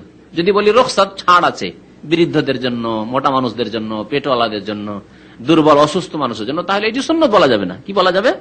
ছাড় আছে, রুখসাত। যেমন রমজান মাসে রোজা মুসাফিরের জন্য আর অসুস্থ ব্যক্তির জন্য, এটা কি ছাড়, সুন্নত নাই, যে ছেড়ে দেওয়া সুন্নত বলা যাবে না। কি বলা যাবে? রুখসাত, ছাড়, ওই রকমই। তাহলে যদি ছাড় হয়, সুন্নত না হয়, তাহলে যে ব্যক্তি এর মোহতাজ হবে, যে করতে হচ্ছে আমাকে, উঠতে পারছি না সরাসরি, সে করবে। ফাফি হাদিস সাই আবি উমামা ইবনে আজলান মা ইয়াদুল্লু আলা আন্নাহু সাল্লাল্লাহু আলাইহি নাহাযা আলা সুদুরি কদমাইহি, আবু উমামার আর ইবনে আজলান হাদিস আছে, নবী সাল্লাল্লাহু আলাইহি ওয়াসাল্লাম সরাসরি দাঁড়িয়ে যেতেন। ওয়াকাদ রুবি আন ইদ্দাতি মিন আসহাবিন নবী সাল্লাল্লাহু আলাইহি ওয়াসাল্লাম ওয়া সাইর মান ওয়াসাফা সালাতু লাম ইয়াযকুর হাযিল জালসা, অনেক সাহাবায়ে কেরামরা হাদিস বর্ণনা করেছেন, এই বৈঠকের কথা উল্লেখ করেননি তারা, এই বৈঠক উল্লেখ করেননি তারা। ওয়াইন্নামা যুকরাত ফি হাদিস আবি হুমাইদ, আবু হুমাইদের হাদিসে এসেছে, আর মালিক বিন হুয়াইরিসের হাদিসে এসেছে। মালিক বিন হুয়াইরিসের হাদিস বুখারী শরীফের হাদিস। ওয়ালাউ কানা হাদিয়ুহু সাল্লাল্লাহু আলাইহি ওয়াসাল্লাম দাইমান যাকারাহা কুল্লু ওয়াসিফিন লিসালাতি, যদি নবী সাল্লাল্লাহু আলাইহি ওয়াসাল্লাম সর্বদাই জালসাতুল ইস্তিরাহা বৈঠক করে নামাজ পড়তেন, তাহলে সব সাহাবী বর্ণনা করতেন। বহু সাহাবী কেন বর্ণনা করলেন না? বুঝতে পারছেন? এই মনে একটু প্রশস্ততা নিয়ে এসেন, গোড়ামি নাই। কারণ গোড়ামিটা যে কোনো মানুষের মধ্যে থাকতে পারে, শুধু এক মাযহাবওয়ালাদের মধ্যে গোড়ামি না থাকা জরুরি নয়, যে না যারা বলেছে জালসাতুল ইস্তিরাহা নেই তারাই গোড়ামি করেছে। না, আপনি জালসাতুল ইস্তিরাহা বলতে গিয়ে আহলে হাদিস হয়ে আপনার মধ্যে গোড়ামি থাকতে পারে। ইবনুল কাইয়্যিম রাহমাতুল্লাহ আপনার চাইতে বড় সালাফি আহলে হাদিস। ইবনুল কাইয়্যিম রাহমাতুল্লাহ, ইমাম ইবনে তাইমিয়া রাহমাতুল্লাহ আলাইহি, তারা আজকালকার যারা আহলে হাদিস তাদের চাইতে বড় আহলে হাদিস, কিন্তু বহু মাসলা মাসাইলে তারা ইখতিলাফ করেছেন আজকালকার আহলে হাদিস যারা, তাদের থেকে। আজকালকার আমাদের দেশের ভারত উপমহাদেশের আহলে হাদিসরা অনেক মাসলা মাসাইলের ক্ষেত্রে ইমাম শাফির মুকাল্লিদ হয়ে যায় বলে না, এটাও ঠিক নাই। ওই ক্ষেত্রেও দেখতে হবে অন্য, আর এমন শক্ত হয়ে যায়, বড় শক্ত, একবার শক্ত হয়ে যায় না, এটিও ঠিক না। সুতরাং তাআসসুব করা নিন্দনীয় সবার জন্য, শুধু হানাফির জন্য নিন্দনীয় আর শাফির জন্য প্রশংসনীয় নাই, ঠিক কিনা?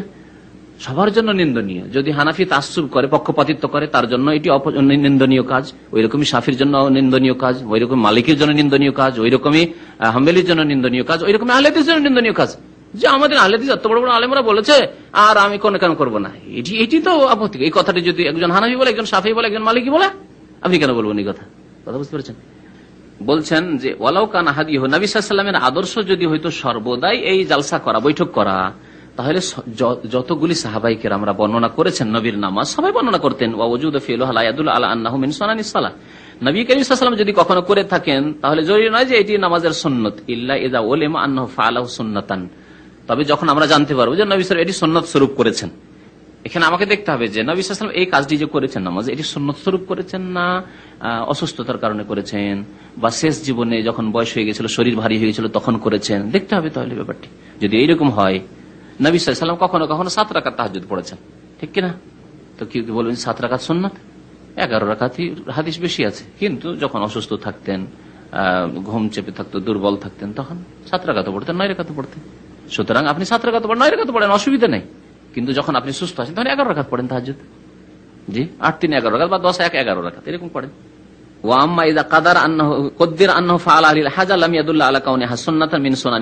কিন্তু যখন আমরা ধরে নেব এটিকে যে না, এটি প্রয়োজনের জন্য করেছেন, সুন্নতের জন্য করেননি, তাহলে এটিকে সুন্নত বলা যাবে না। ফাহাজা মিন তাহকিকিল মানাত ফিল মাসালা, এটি হচ্ছে এই ক্ষেত্রে তাহকিক। তাহলে এর দ্বারা বোঝা যাচ্ছে যে ইমাম ইবনুল কাইয়িম রাহমাতুল্লাহ এর নিকট এটি হচ্ছে রুখসাত, ছাড়, সুন্নত নাই। আল্লাহু আলাম, আল্লাহ ভালো জানেন। যাই হোক, উত্তম কোনটি এই নিয়ে ইখতিলাফ। আবার ফিরে আসি, তো যদি কেউ করতে পারে, তবে শুধু উত্তম নাই, বরং 3 ইমাম তারা বলেছেন এটি শরীয়ত সম্মত নাই, মাশরু নাই, সুন্নত হিসাবে মাশরু নাই, কিন্তু ওজর হলে করতে পারে তাদের মতে।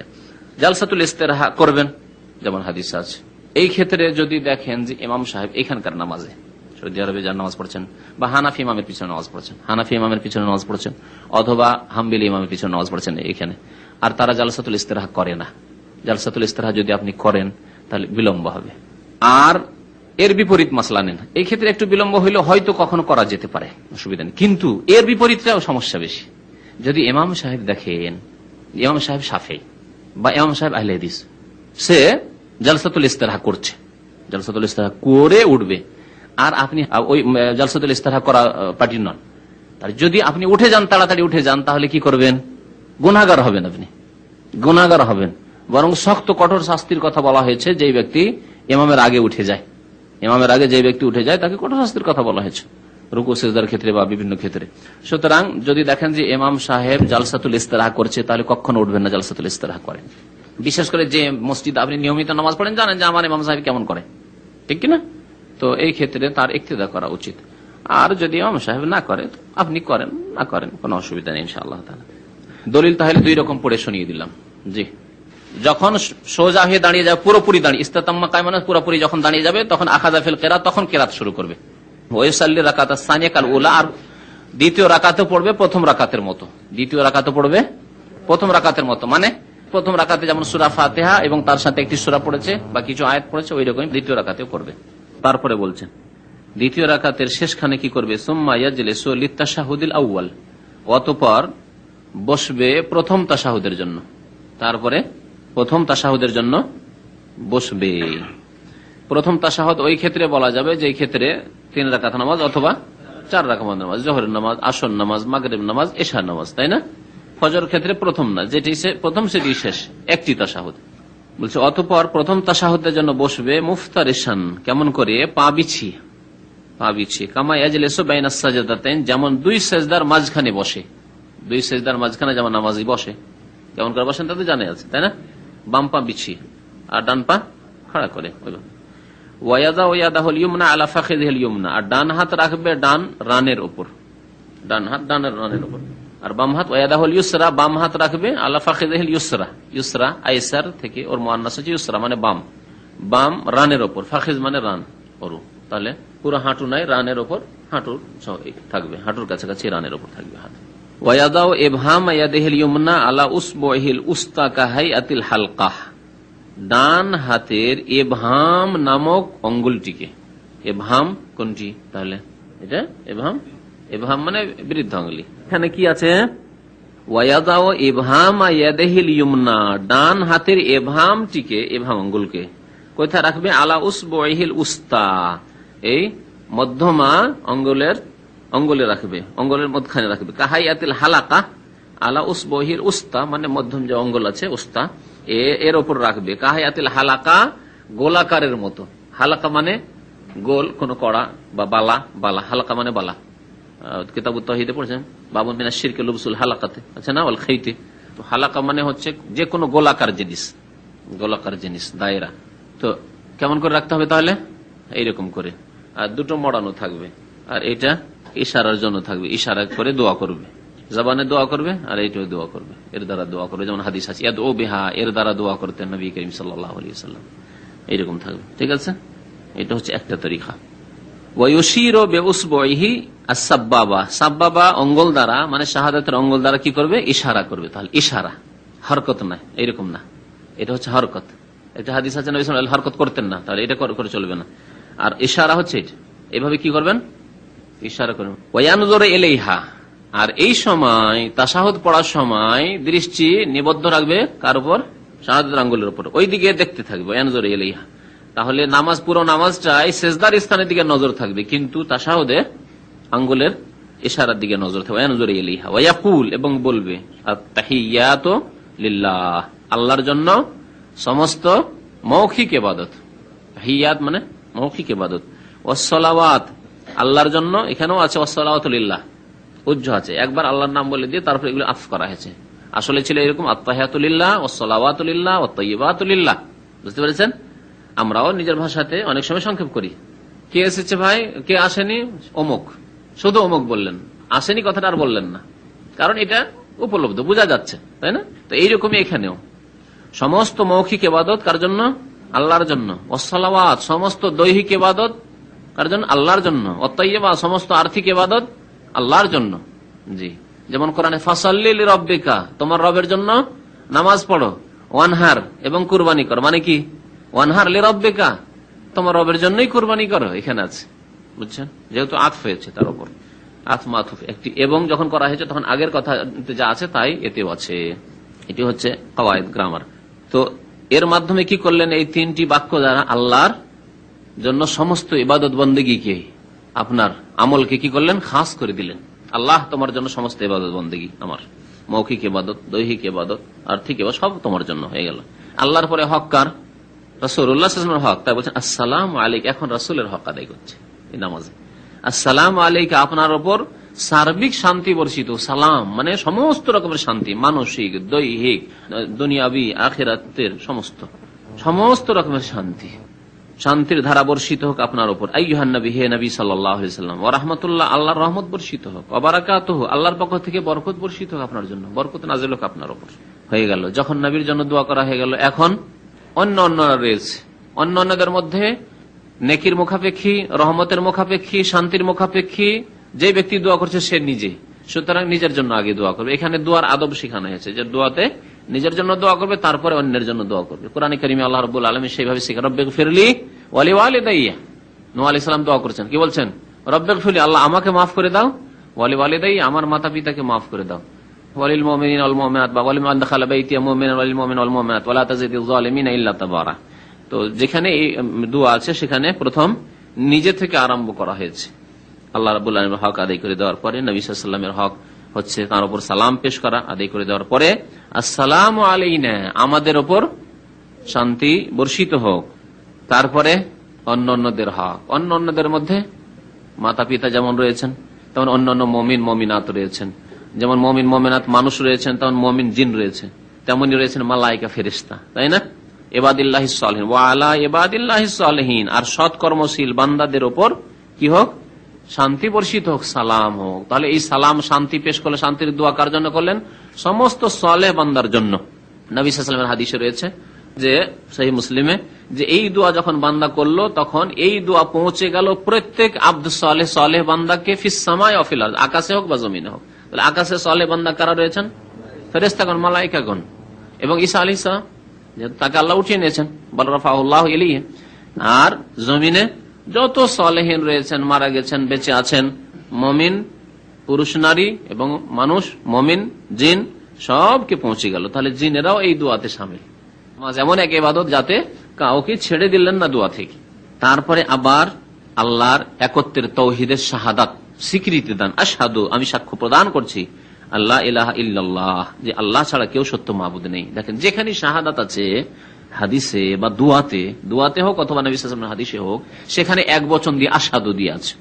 এমনকি খুতবাতেও আশহাদু দিয়ে আছে। কথাটি মনে রাখবেন, কারণ ভালো ভালো আলেমরা আমাদের দেশে ভুল করে।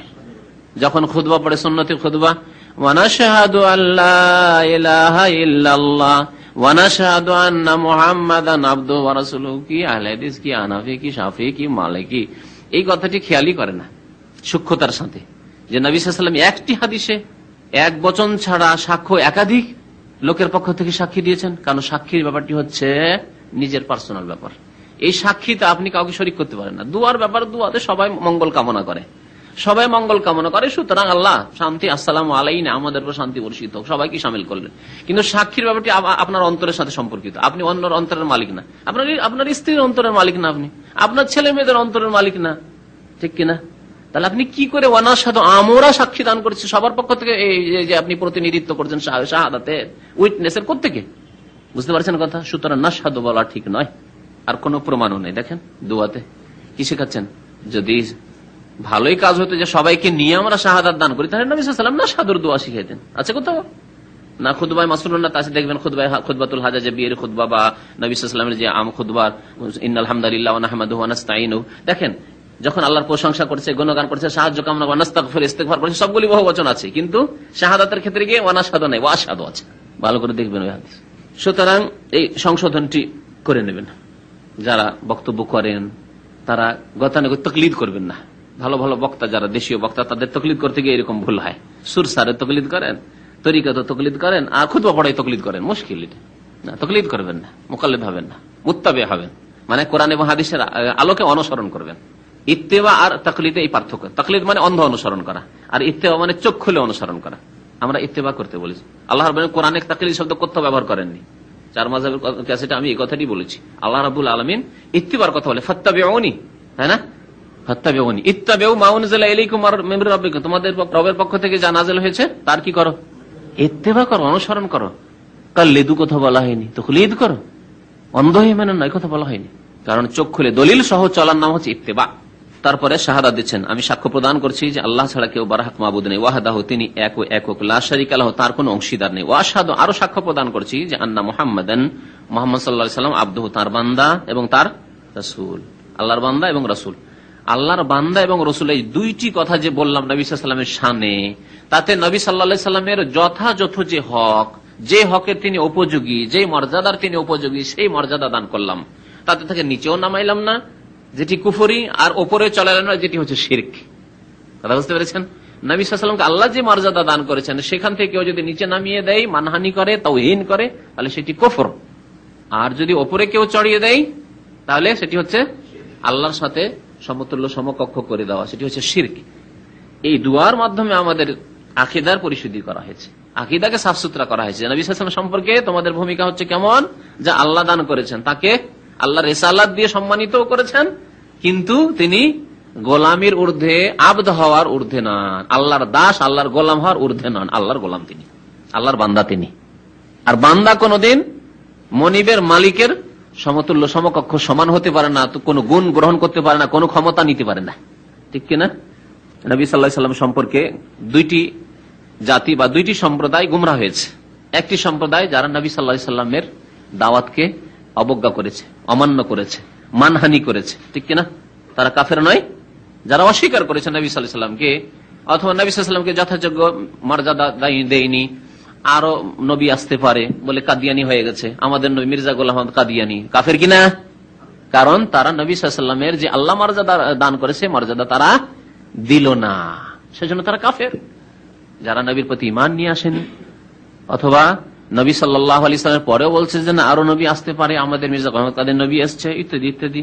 তো এইরকম ধরনের যারা নবী সাল্লাল্লাহু আলাইহি ওয়াসাল্লামের যে আল্লাহ মর্যাদা দান করেছেন, উঁচু মর্যাদা, তার থেকে নিচে নামিয়ে দিল, তারা কাফেরে পরিণত হয়েছে। সে মুসলিমের সন্তান হয়ে কাদিয়ানি হয়ে যায়, অথবা কাফের, ইহুদি, নাসারা, হিন্দু, যারা অমান্য করেছে নবী সাল্লাল্লাহু আলাইহি ওয়াসাল্লামের রিসালাতকে। আর একদল নবী সাল্লাল্লাহু আলাইহি ওয়াসাল্লামের প্রতি ঈমান নিয়ে এসেছে, কিন্তু নবী সাল্লাল্লাহু আলাইহি ওয়াসাল্লামের যে আল্লাহ মর্যাদা দান করে সেখানে না রেখে তার চাইতে উপরে নিয়ে চলে গেছে। লা তুতরুনি কামা আতরাতিন নাসারা ঈসা ইবনে মারইয়াম, আমাকে ওইভাবে বাড়িয়ে দিও না যেভাবে ঈসা ইবনে মারইয়ামকে খ্রিস্টানরা বাড়িয়ে দিয়েছে, দিয়ে ইবনুল্লাহ বানিয়ে দিয়েছে, আব্দুল্লাহকে ইবনুল্লাহ বানিয়ে। ফাইন্নামা আনা আবদুন, আমি আল্লাহর বান্দা। ফাকুলু, তোমরা কি বলবে? আব্দুল্লাহ ওয়া রাসূলুহু, বলবে মুহাম্মদ সাল্লাল্লাহু আলাইহি ওয়াসাল্লাম আল্লাহর বান্দা এবং তার রাসূল। ওয়া আশহাদু, সাক্ষ্য প্রদান করছি যে আল্লাহর বান্দা এবং রাসূল। যারা নবী সাল্লাল্লাহু আলাইহি ওয়াসাল্লামের প্রতি ঈমান নিয়ে আসলো, কিন্তু ঈমান নিয়ে আসার বাড়াইতে বাড়াইতে নবী, এমন নবী যে তার কাছে গেলে খালি হাত ফিরে আসে না, তার দরবারে না চেয়েও পাওয়া যায়, তার দরবারে তাকে ডাকলে তিনি উদ্ধার করেন, তার দরবারে গিয়ে দরখাস্ত করলে তিনি বালা মুসিবত দূর করে দেন, তার কাছে গিয়ে সন্তান চাইলে সন্তান পাওয়া যায়। তারা তাকে বাড়াইতে বাড়াইতে গলু করে কি করলো? মুশরিক হয়ে গেল। আল্লাহর গুণগুলি যখন দিয়ে দিল নবী সাল্লাল্লাহু আলাইহি ওয়াসাল্লামকে, আর আব্দ রাখলো না, আব্দ অস্বীকার করলো। তাহলে ঠিক না? যেমন কাফেররা, কাদিয়ানীরা রিসালাতকে অস্বীকার করেছে। দুইটি কথা, দুইটি পয়েন্ট না? একটা হচ্ছে আব্দ আর একটা রাসূল।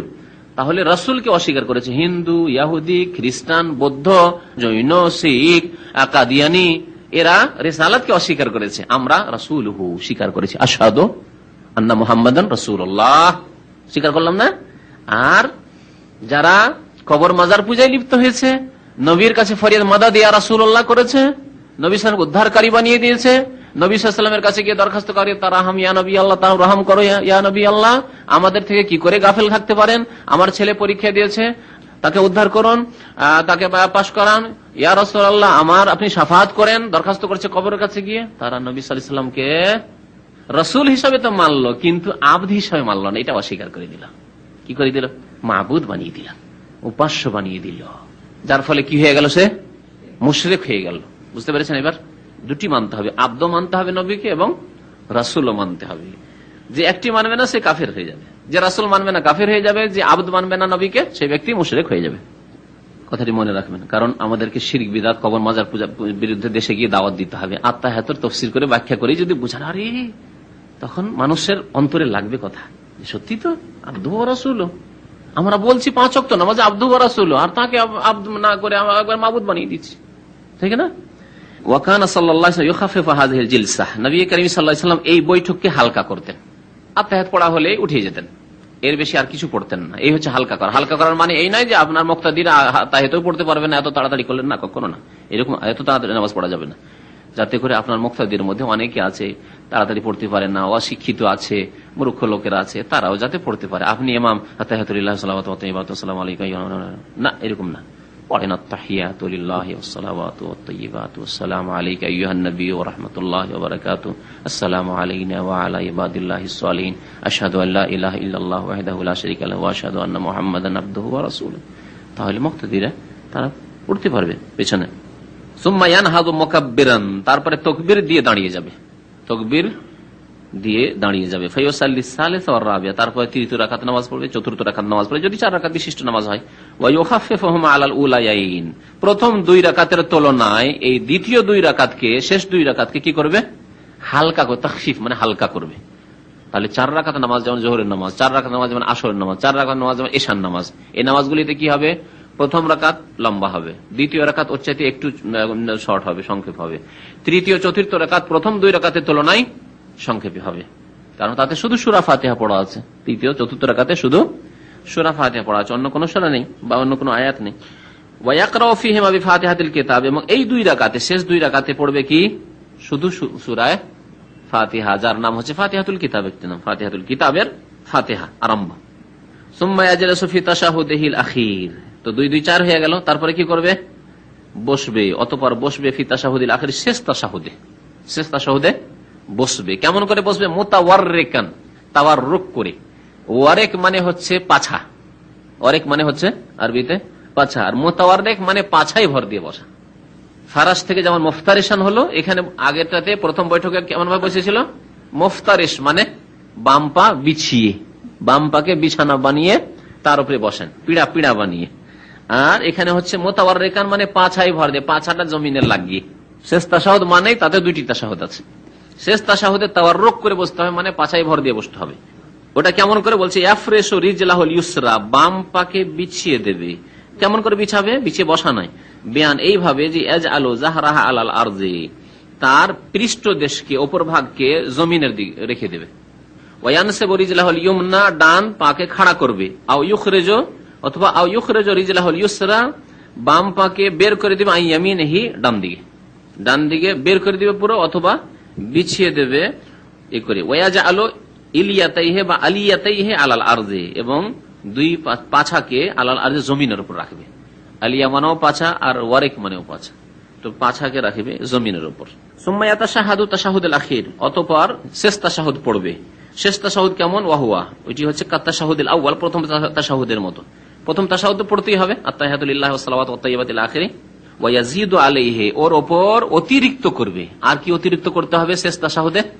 এইটি আল্লাহুম্মা সাল্লি আলা মুহাম্মাদ, সালাত পেশ করতে হবে, কারণ আল্লাহ কোরআনে 2টি হুকুম করেছেন নবীর শানে, ইয়া আইয়ুহাল্লাযীনা আমানু সাল্লু আলাইহি ওয়া সাল্লিমু তাসলিমা, তার উপর সালাত পেশ করো এবং সালাম পেশ করো। সালাম পেশ করা আত-তাহিয়াতুতে হয়ে গেল, ওই আয়াতের উপর আমল হয়ে গেল, বাস্তবায়ন হয়ে গেল, আল্লাহর আদেশ পালন হয়ে গেল। আর আল্লাহুম্মা সাল্লি আলা মুহাম্মাদ দিয়ে সালাত হয়। যেমন একটি হাদিস আছে, ইয়া রাসূলুল্লাহ আরাফনা কাইফা নুসাল্লিমু আলাইকা, আমরা তো জানতে পেরেছি যে সালাম কেমন করে দিতে হবে। মানে তাহলে আত্তাহিয়াত আগেই শিখিয়ে দিয়েছেন নবী সাল্লাল্লাহু আলাইহি ওয়াসাল্লাম, আসসালামু আলাইকা আইয়ুহান নাবিয়্যু ফাকাইফা নুসাল্লি আলাইক, তাহলে আল্লাহ যা বলেছেন সাল্লু আলাইহি, কেমন করে সালাত পেশ করব? তখন বলেন কুলু, তোমরা বলো আল্লাহুম্মা সাল্লি আলা মুহাম্মাদ ওয়া আলা আলি মুহাম্মাদ কামা সাল্লাইতা আলা ইব্রাহিম ওয়া আলা আলি ইব্রাহিম ইন্নাকা হামিদুম মাজিদ, আল্লাহুম্মা বারিক আলা মুহাম্মাদ ওয়া আলা আলি মুহাম্মাদ কামা বারাকতা আলা ইব্রাহিম ওয়া আলা আলি ইব্রাহিম ইন্নাকা হামিদুম মাজিদ। তো নবী সাল্লাল্লাহু আলাইহি সাল্লাম এই আয়াতের বাস্তবায়ন আমল কেমন করে করতে হবে তাও আমাদেরকে শিখিয়ে দিয়েছেন। সুতরাং খেয়াল খুশি কেউ বিদাতি তরিকায় দুরূদ পড়বে সেসব চলবে না। আল্লাহুম্মা সাল্লি আলা মুহাম্মাদ, হে আল্লাহ রহমত বর্ষণ করো মুহাম্মদ সাল্লাল্লাহু আলাইহি ওয়াসাল্লামের উপর। এই যে দুরূদ আছে, দুরূদ আর সালাম, এতে আরেকটি হিকমত আছে, এই হিকমতটি শুনে রাখুন, কাজ দিবে। নবী সাল্লাল্লাহু আলাইহি ওয়াসাল্লামের উপর যখন দরুদ সালাম পেশ করছি, মানে কি, হে আল্লাহ তুমি রহমত বর্ষণ করো কার উপর? মুহাম্মদ সাল্লাল্লাহু আলাইহি ওয়াসাল্লামের উপর। আসসালামু আলাইকা, হে নবী আপনার উপর আল্লাহর পক্ষ থেকে শান্তি বর্ষিত হোক, রহমতুল্লাহ রহমত বর্ষিত হোক আর বরকত বর্ষিত হোক, ঠিক কিনা? তাহলে বোঝা গেল যে নবী সাল্লাল্লাহু আলাইহি সাল্লাম এমন এক ব্যক্তি যিনি আল্লাহর রহমতের মুখাপেক্ষী, বরকতের মুখাপেক্ষী, শান্তির মুখাপেক্ষী আর সালাতের মুখাপেক্ষী। বুঝতে পারলেন? এবার যিনি মুখাপেক্ষী হন, মুহতাজ হন, তিনি কি আর উপাস্য হতে পারেন? তাকে সেজদা করা যেতে পারে, তার কাছে কিছু চাওয়া যেতে পারে যে আপনি দেন, তিনি তো মুখাপেক্ষী, মুহতাজ। তাহলে শিরকে ধ্বংস করা হয়েছে এই আকীদার মাধ্যমে, এই দুয়ার মাধ্যমে, যে যেই নবীর জন্য আমরা আল্লাহর কাছে রহমত চাইছি, যে তিনি রহমতের মুখাপেক্ষী আল্লাহ পাক রব্বুল আলামিনের, তার জন্য রহমত আল্লাহ চাইতে বলেছেন আমাকে শিখে, তার জন্য সালাম চাইতে বলেছেন, তার জন্য রহমত আর বরকত চাইতে বলেছেন। তার কাছে কি করে চাওয়া যেতে পারে? তাহলে চাইতে হবে কার কাছে? যিনি নবীকেও রহমত দেন, নবীর ওপর বরকত নাজিল করেন, নবীর ওপর শান্তি নাজিল করেন, নবীর ওপর সালাত নাজিল করেন, তার কাছে চাইতে হবে। তিনি হচ্ছেন আল্লাহর জাত, আল্লাহর সত্তা, আল্লাহ পাকের কাছে চাইতে হবে একমাত্র। জি, বুঝতে পারলেন না? পারলেন না? আল্লাহুম্মা সাল্লি আলা মুহাম্মাদ, হে আল্লাহ রহমত বর্ষণ করো। সালাত মানে রহমত বর্ষণ করা, একটি অর্থ ইনজালুর রাহমা, আর আরেকটি অর্থ তাবেঈ ইমাম আবু আল আলিয়া রাহমাতুল্লাহ আলাইহি বলেছেন যে আল্লাহ পাক রব্বুল আলামিনের প্রশংসা করা নবীর, তার দরবারে অসংখ্য ফেরেশতাদের সামনে নবীর প্রশংসা মানে প্রশংসামূলক কথাবার্তা বলা, যে আমার নবী এইরকম, আমার নবী এরকম, আমার নবীর এই গুণ, আমার নবীর এই গুণ, আমার নবীর এই চরিত্র, আমার নবীর এই আমল, আমার কর্ম, নবীর এই কর্ম ইত্যাদি। যেমন আমরা কারো প্রশংসা করি না, প্রশংসামূলক কথাবার্তা বলি না, এই সানাউল্লাহে লিনবিয়িহি বাইনাল মালায়েকা আল মুকাররাবিন, আল্লাহর মালায়েকা মুকাররাবিনের সামনে নবী সাল্লাল্লাহু আলাইহি সাল্লামের গুণমূলক কথাবার্তা আল্লাহর পক্ষ থেকে হওয়া, এটি হচ্ছে সালাত। আল্লাহ এই সালাত নাজিল করো, সালাত নাজিল করো মানে হয় রহমত নাজিল করো, আর না হলে সালাত মানে তার নবী সাল্লাল্লাহু আলাইহি সাল্লামকে এই উঁচু মর্যাদা আল্লাহ দান করো যে তোমার মালায়েকা মুকাররাবিনের মাঝখানে যাতে নবী সাল্লাল্লাহু আলাইহি সাল্লামের গুণমূলক প্রশংসামূলক তোমার কালাম হয়, কালামে পাক হয়। ওয়া আলা আলি মুহাম্মদ, এবং মুহাম্মদ সাল্লাল্লাহু আলাইহি সাল্লামের বংশধরের উপর। তাহলে তার বংশধর আলে বাইতের জন্য রহমতের আমরা দোয়া করলাম নামাজে। কামা সাল্লাইতা আলা ইব্রাহিম, যেমন তুমি রহমত বর্ষণ করেছো আলা আলে ইব্রাহিম, এখানে আছে কি আলা আলে ইব্রাহিম, আর কোন কোন রিওয়ায়াত আছে আলা ইব্রাহিম বলে আছে। ইন্নাকা হামিদুম মাজিদ ওয়া বারিক আলা মুহাম্মদ, কোন রিওয়ায়াত আছে আল্লাহুম্মা বারিক আলা মুহাম্মদ, আল্লাহুম্মা অতিরিক্ত আছে, অসুবিধা নেই, এবার পড়তে পারেন। হে আল্লাহ তুমি বরকত নাজিল করো, বরকতের নবী সাল্লাল্লাহু আলাইহি সাল্লাম দেখেন আল্লাহ কোরআনে শুধু সালাত আর সালাম দুটি কথা বলেছেন, কিন্তু নবী সাল্লাল্লাহু আলাইহি ওয়াসাল্লাম তার বাস্তবায়নের ক্ষেত্রে বেশি করলেন। এখানে কি বারিক আলা মুহাম্মদ বেশি হলো না, আর আত্তাহিয়াতুতে সালামের সাথে আরো দুইটি কথা বেশি করা হয়েছে, রহমত এবং বরকত, ওয়া রাহমাতুল্লাহি ওয়া বারাকাতুহু। তাহলে বোঝা গেল যে কোরআনের উপর আমল করতে গিয়ে নবী সাল্লাল্লাহু আলাইহি ওয়াসাল্লামের তালিম জরুরি, শিক্ষা জরুরি। যদি শুধু কোরআনের আয়াত নিয়ে চলে তো কোরআনে তো আল্লাহ দুটি আদেশ করেছেন, কি সালাম আর সালাত, কিন্তু নবী সাল্লাল্লাহু আলাইহি ওয়াসাল্লাম তো তার বেশি শিখেছেন। কি শিখেছেন? রহমত আর বরকত। বরকত কথাটি তো সেই আয়াতে নেই, আইয়ুহাল্লাযীনা আমানু সাল্লু আলাইহি ওয়া সাল্লিমু তাসলিমাতে নেই, কিন্তু তার বাস্তবায়নের ক্ষেত্রে নবী সাল্লাল্লাহু আলাইহি ওয়াসাল্লাম এই তালিম দিয়েছেন। সুতরাং তার তালিম মোতাবেক চলতে হবে, না হলে অসম্পূর্ণ দিন। শুধু কোরআন দিয়ে দিন পালন করা যায় না। যারা শুধু কোরআন বলে তারা এই জন্য কুফরি করেছে। আহলে কোরআন বলে ভারত পাকিস্তান থেকে একটি গুমরাহ দল বেরিয়েছে, যাদের অনুসারী বাংলাদেশে থাকতে পারে, কোরআন যথেষ্ট না, কোরআনের উপর আমল করা অসম্ভব। দেখেন এখানে অসম্ভব প্রমাণ হল। ওয়াবারিক আলা মুহাম্মদ, হে আল্লাহ বরকত নাজিল করো। বরকত মানে সবকিছু বৃদ্ধি করা, সবকিছু বৃদ্ধি করা। আল বারকাতু মানে আয-জিয়াদা, বৃদ্ধি করা। রুজিতে বরকত মানে কি? রুজি বৃদ্ধি হওয়া, রুজিতে এমন ক্ষয়ক্ষতি না হওয়া যে বৃদ্ধি হচ্ছে কিন্তু ফল হচ্ছে না, এরকম না হওয়া, এগুলো হচ্ছে বরকতের শামিল। ওয়ালা আলী মোহাম্মদ, মোহাম্মদ সাল্লাল্লাহু আলাইহি ওয়াসাল্লামের বংশধরের উপর, কামা বারাকতা আলা আলী ইব্রাহিম, যেমন তুমি বরকত নাযিল করেছো ইব্রাহিম আলাইহিস সালামের বংশধরের উপর। ইন্নাকা হামিদুম মাজিদ, হে আল্লাহ তুমি প্রশংসিত এবং তুমি সম্মানিত। হামিদ মানে প্রশংসিত, মাহমুদ হামিদ মানে মাহমুদ মানে প্রশংসিত। আল্লাহর নাম হচ্ছে হামিদ মানে মাহমুদ প্রশংসিত, আর আল্লাহ রাব্বুল আলামিনের নাম হচ্ছে মজিদ মানে মাজ্জাদা ইউমাজ্জিদু তামজিদান মানে সম্মান করা। তো মজিদ মানে হচ্ছে সম্মানিত, আল্লাহ সম্মানিত আর আল্লাহ রাব্বুল আলামিন প্রশংসিত। আল্লাহর দুইটি গুণ বাচক নাম এই দুরুদে এসছে, আর নবী করিম সাল্লাল্লাহু আলাইহি সাল্লামের নাম এসছে, আর আরেক নবী নাম এসছে, সে নবী হচ্ছেন ইব্রাহিম আলাইহিস সালাম। ওয়াস্তাইযু বিল্লাহি মিন আযাবিজ জাহান্নাম, তারপরে কি করতে হবে? আল্লাহর আশ্রয় গ্রহণ করতে হবে, আল্লাহর কাছে আশ্রয় কামনা করতে হবে মিন আযাবিজ জাহান্নাম, চারটি বস্তু থেকে। প্রথম হচ্ছে জাহান্নামের আযাব থেকে, অমিন আযাবিল কবর, কবরের আযাব থেকে, অমিন ফিতনাতিল মাহি ওয়াল মামাত, জীবন মরণের মানে দুনিয়া এবং আখিরাতের বেঁচে থাকাকালীন এবং মৃত্যুর কালীন জীবন মরণের ফিতনা থেকে, জীবন মরণের ফিতনা থেকে। জীবনের ফিতনা, ধর্মীয় ফিতনা সবচেয়ে বড় ফিতনা, যে ধর্মীয় ক্ষেত্রে ফিতনায় পড়ে গিয়ে পাপে লিপ্ত হয়ে গেল কেউ, এটি হচ্ছে জীবনের ফিতনা। পারিবারিক ফিতনা, সামাজিক ফিতনা, এমন ফিতনায় নিমজ্জিত হলো বালা মুসিবতে যে সে অশান্তিতে থাকলো, এর থেকে তাহলে আল্লাহর কাছে আশ্রয় কামনা করলো। আর মরণের ফিতনা, মৃত্যুর সময় কলেমার তৌফিক না হওয়া। মরণের ফিতনার মধ্যে এও শামিল করা হয়েছে যে মৃত্যুর পরে কবরে যে তিনটি প্রশ্ন হবে, এটি ফিতনাতুল কবর বলা হয়েছে। কবর ইন্নাকুম তুফতানুনা ফিল কবর, তোমাদেরকে পরীক্ষা করানো হবে কবরে। মান রাব্বুকা মা দীনুকা মান নাবিয়ুকা বলে হাদিসে এসেছে। তাহলে কেউ যদি এই জবাব না দিতে পারে, সেটি হচ্ছে মরণের ফিতনা। কুফরির অবস্থায় মরে যাওয়া, পাপের অবস্থায় মরে যাওয়া, খারাপ নিয়ত করে শুয়েছে ফজরে উঠবো না, সকাল 7টায় উঠে ডিউটি যাবো, আর ওই অবস্থায় মরে গেল, তাহলে গুনার অবস্থায় মরে গেল। যারা এরকম মাদক দ্রব্য পান করে, মদ খেয়ে শুয়েছে অবস্থায় মরে গেল। হারাম ফিল্ম দেখতে দেখতে ঘুম এসছে, ফিল্ম দেখতে দেখতে দেখতে যখন চোখ বন্ধ হয়েছে তখন ছেড়েছে। গান শুনতে কানের কাছে লাগি, গান শুনতে শুনতে শুনতে যখন ঘুম এসছে তখন ঘুমিয়েছে, আর ওই অবস্থায় হালাক হয়ে গেছে, মরে গেছে। তাহলে এগুলি হচ্ছে মরণেরও ফিতনা, যে মরার সময় খারাপ অবস্থায় মরা। মিন ফিতনাতিল মাহিয়া ওয়াল মামাত, জীবনের ফিতনা থেকে আল্লাহ আমাকে বাঁচিয়ে রাখো, আর মরণের ফিতনা থেকে। তাহলে কত ব্যাপক দোয়া, আপনি কত কিছু চাইলেন আপনি এই একটি কথার মাধ্যমে। অমিন ফিতনাতিল মাসিহিদ দাজ্জাল, দাজ্জাল মাসিহিদ দাজ্জালের ফিতনা থেকে। দাজ্জালকে মাসিহ কেন বলা হয় যদি কেউ জিজ্ঞাসা করে? একটি কারণ হচ্ছে তার একটি চোখ লেপা থাকবে, একবারে বন্ধ, এরকম যেমন চামড়া এখানে লেপা আছে, এখানে লেপা আছে, এখানে কোনো ফাটল নেই, এরকম ফাটল থাকবে না। এটা দেখে চিনা যাবে কানা দাজ্জালকে। এই একটি কারণ বলা হয়েছে দাজ্জালকে মাসিহ বলার, দাজ্জালের নাম যে মাসিহ। আর একটি কারণ মাসাহা ইয়ামসাহ মাসাহাল আরদ, মানে জমিন ভ্রমণ করা। তো 40 দিনের মধ্যে সারা পৃথিবী সে ভ্রমণ করে নেবে, সেই জন্য তাকে মাসিহ দাজ্জাল বলা হয়েছে। ঈসা আলাইহিস সালামকে তো মাসিহ বলা হয়েছে। তা দুই মাসিহতে কি পার্থক্য? মাল মাসিহু ইবনু মারইয়াম ইল্লা রাসূলুন, কোরআনে আছে তো মাসিহ ইবনে মারইয়াম বলা হয়েছে।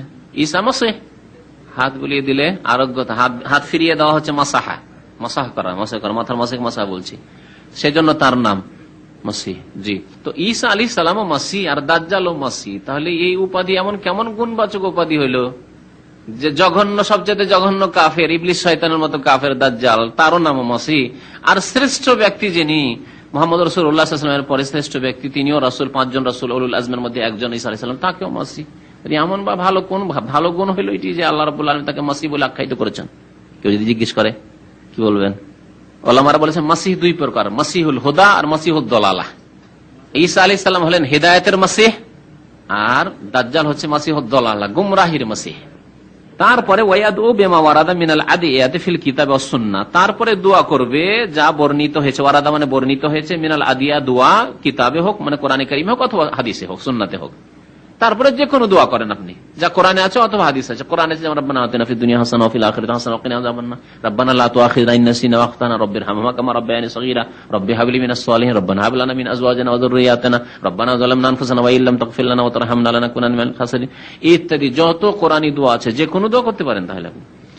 আর হাদিসে যে কোনো দোয়া এসেছে তাও করতে পারেন। তার মধ্যে একটি হচ্ছে আল্লাহুম্মা ইন্নী যালামতু নাফসি যুলমান কাসীরা লা ইয়াগফিরু যুনুবা ইল্লা আনতা, সাইয়্যিদুল ইস্তিগফার, আল্লাহুম্মা আনতা রাব্বি লা ইলাহা ইল্লা আনতা খালাকতানি ওয়া আনা আবদুকা ইত্যাদি, আল্লাহুম্মা আসলিহ লানা দীনানা আল্লাযী ইসমাতু আমরানা ইত্যাদি। যে কোনো দোয়া আপনি করেন, অসুবিধা নেই, যা কোরআন এবং হাদিসে এসেছে। তার বোঝা গেল স্পষ্ট, তাই না? বিশেষ করে আপনার যদি একাকী নামাজ হয় তো আপনি যত লম্বা করেন কোনো অসুবিধা নেই। আপনি ফ্রি আছেন আলহামদুলিল্লাহ, আল্লাহর কাছে দোয়া করতে চান, এই সময়টি হচ্ছে দোয়ার ক্ষেত্র। নামাজের মধ্যে দোয়ার ক্ষেত্র হচ্ছে দুইটি, কি বলতে পারেন?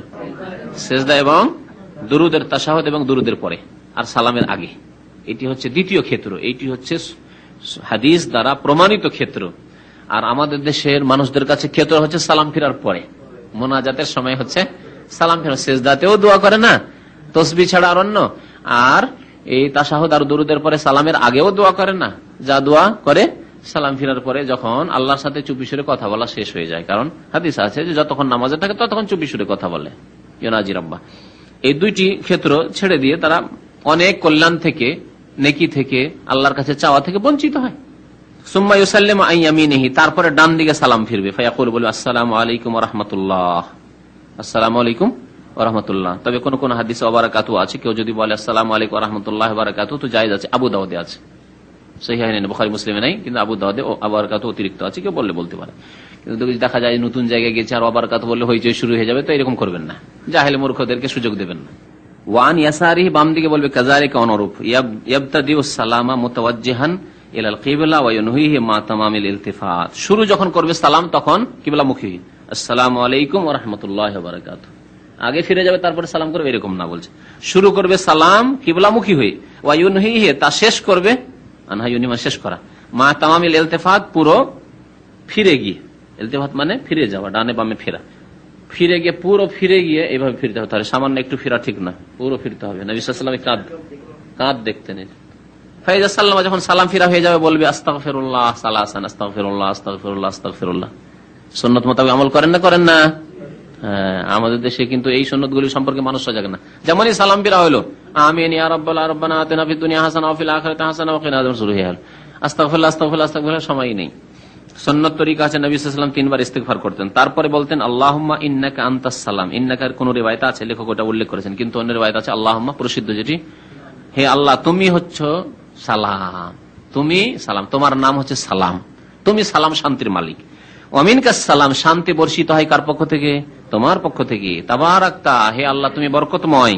ইয়া যাল জালালি ওয়াল ইকরাম, হে সম্মানিত, ওয়াল ইকরাম, জাল জালাল মানে জালালওয়ালা এবং সম্মানওয়ালা, জালাল ইকরাম কাছাকাছি, মর্যাদার অধিকারী, উচ্চ মর্যাদার অধিকারী এবং সম্মানের অধিকারী। সুম্মা ইয়াযকুরুল্লাহ বিমা ওয়ারাদা, তারপরে আল্লাহর জিকির আজকার করবে যেসব হাদিসে বর্ণিত হয়েছে সেসব দুয়া দ্বারা। আল্লাহুম্মা লা মানিয়া লিমা আতাইতা ওয়া লা মুতিয়া লিমা মানা'তা ওয়া লা ইয়ানফাউযুল জাদ্দি মিনকাল জাদ্দু, আল্লাহুম্মা আইন্নি আলা যিকরিকা ওয়া শুকরিকা ওয়া হুসনি ইবাদাতিকা। তারপরে সূরা ইখলাস, নাস, ফালাক, এগুলি ফজর এবং মাগরিবে 3 বার করে, বাকি অন্যতে 1 বার করে, আয়াতুল কুরসি আছে না, ইত্যাদি। আইয়ুহাল মুসলিম, হে মুসলিম, হাযিহি জুমলাতুন মুখতাসারা ফি সিফাতিস সালাহ, এ হচ্ছে সংক্ষিপ্ত কথা। জুমলাতুন মুখতাসারা মানে সংক্ষিপ্ত কথা, ফি সিফাতিস সালাত, নামাজের বিবরণ সম্পর্কে, হাসবা মা ওয়ারাদা ফি নুসুস, যেমন কি বর্ণিত হয়েছে দলিলে, দলিলাদিতে, নাস থেকে নুসুস, দলিল প্রমাণে যা বর্ণিত হয়েছে সেইভাবে। ফালাইকা আন তাহতামা বিসসালাতিকা, সুতরাং আপনি আপনার নামাজে গুরুত্ব দান করবেন, গায়াতুল ইহতিমাম, খুব বেশি করে, খুব বেশি গুরুত্ব আরোপ করবেন। ওয়া আন তাকুনা সালাতুকা মুত্তাফিকাতান হাসবাল ইমকান মা সালাতিন নবী সাল্লাল্লাহু আলাইহি ওয়াসাল্লাম, এবং আপনার নামাজ যাতে করে নবী সাল্লাল্লাহু আলাইহি ওয়াসাল্লামের নামাজের মতো যথাসাধ্য হয়, নবী সাল্লাল্লাহু আলাইহি ওয়াসাল্লামের নামাজের সাথে একতা থাকে, নবী সাল্লাল্লাহু আলাইহি ওয়াসাল্লামের নামাজের অনুকূলে হয়। মুত্তাফিক মানে অনুকূলে হওয়া, হাসবাল ইমকান মানে যথাসাধ্য। তাহলে সাধ্যের বাইরে মানে আপনি অসুস্থ, আপনি এমন একটা আমল করতে পারছেন না, অথবা বিরাট ফিতনার কারণ হবে এমন জায়গায় আছেন, সেখানে করতে পারছেন না, আমিন বলে ধরে মারধর শুরু করে দিবে জোরে, আমিন বলে জোরে, আমিন বলেই তো নবী সাল্লাল্লাহু আলাইহি ওয়াসাল্লামের সুন্নাত, সহিহ সুন্নাত। কিন্তু দেখছেন যে এমন একটা জায়গায় আছি বিদাতীদের মাঝে, গোড়া একবারে মজাপন্থী, যে আমিন জোরে বললে হয়তো নামাজের মধ্যে শুরু করে দিবে, আর না সালাম ফিরে শুরু করবে, রফাইদান করলে হয়তো শুরু করে দিবে দাই ধুই। আর করেছিল এরকম দিল্লির ফতেপুরি মসজিদে শাহরিউল্লাহ মুহাদ্দিস দেহলভির যুগে এরকমই শুরু করেছিল, মারপিট শুরু করে দিল। মোগলদের যুগের কথা, শাহরিউল্লাহ মুহাদ্দিস দেহলভির যুগ হচ্ছে বাদশাহ আওরঙ্গজেবের যুগের পরের যুগ। কেন তার আব্বা যে মাওলানা আব্দুর রহিম ছিলেন, শাহ আব্দুর রহিম, তিনি বাদশাহ আওরঙ্গজেবের যে আলমগিরি ফতোয়া লিখতেন 12 জন অলমা পরিষদ রেখে, তার একজন তিনি ছিলেন, শাহরিউল্লাহ মুহাদ্দিস দেহলভির পিতা। তো সেই যুগটা কত গোঁড়ামির যুগ ছিল আমাদের ভারত উপমহাদেশে, যে নামাজের মধ্যে মারপিট শুরু করে দিয়েছে রফুল এদান আর আমিন জোরে বলার কারণে।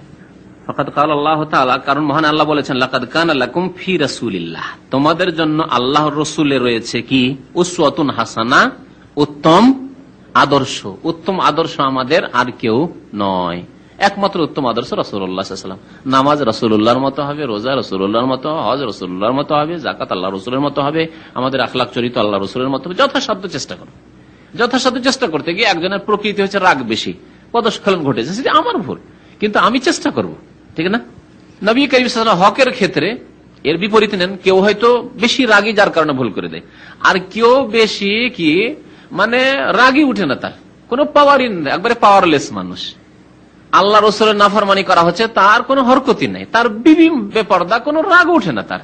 তাহলে এটি নবীর সাল্লাল্লাহু আলাইহি ওয়াসাল্লামের সুন্নতের বিরোধী, যে আপনি না পাপ করতে দেখবেন, অন্যায় কাজ করতে দেখবেন আপনার অধীনস্থ ব্যক্তিদের, স্ত্রী, ছেলে মেয়েদেরকে, ছোটদেরকে, চাকর নকরকে, আর আপনার রাগ উঠে না।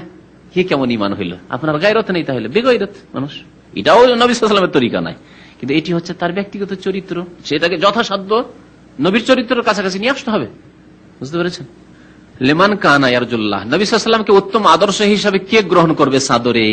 ওই ব্যক্তি, যে ব্যক্তি আল্লাহর সাথে সাক্ষাতের আশাবাদী, যে আমাকে আল্লাহর সাথে সাক্ষাৎ করতে হবে, আল্লাহর সাথে মিলতে হবে, আল্লাহর কাছে জবাবদিহি করতে হবে, সে নবীকে ছাড়া অন্য কাউকে আদর্শ মানুষ হিসাবে গ্রহণ করবে না। না কোনো রাজনৈতিক নেতাকে, না কোনো ধর্মীয় অন্য কোনো আলেমকে, হুজুরকে, নেতাকে, না কোনো বুজুর্গকে, পীরকে, মুর্শিদকে, যে তার আদর্শকে যে তরিকার, সে যে তরিকার, সেই তরিকার হুজুর তার হচ্ছে আদর্শ না। আদর্শ মানুষ একমাত্র রাসূলুল্লাহ সাল্লাল্লাহু আলাইহি ওয়াসাল্লাম। কার জন্য? লিমান কানা ইয়ারজুল্লাহ, যে ব্যক্তি আল্লাহর সাথে সাক্ষাতে আশাবাদী, বিশ্বাস আছে যে আল্লাহর সাথে একদিন দেখা করতে হবে, জবাব দিতে হবে।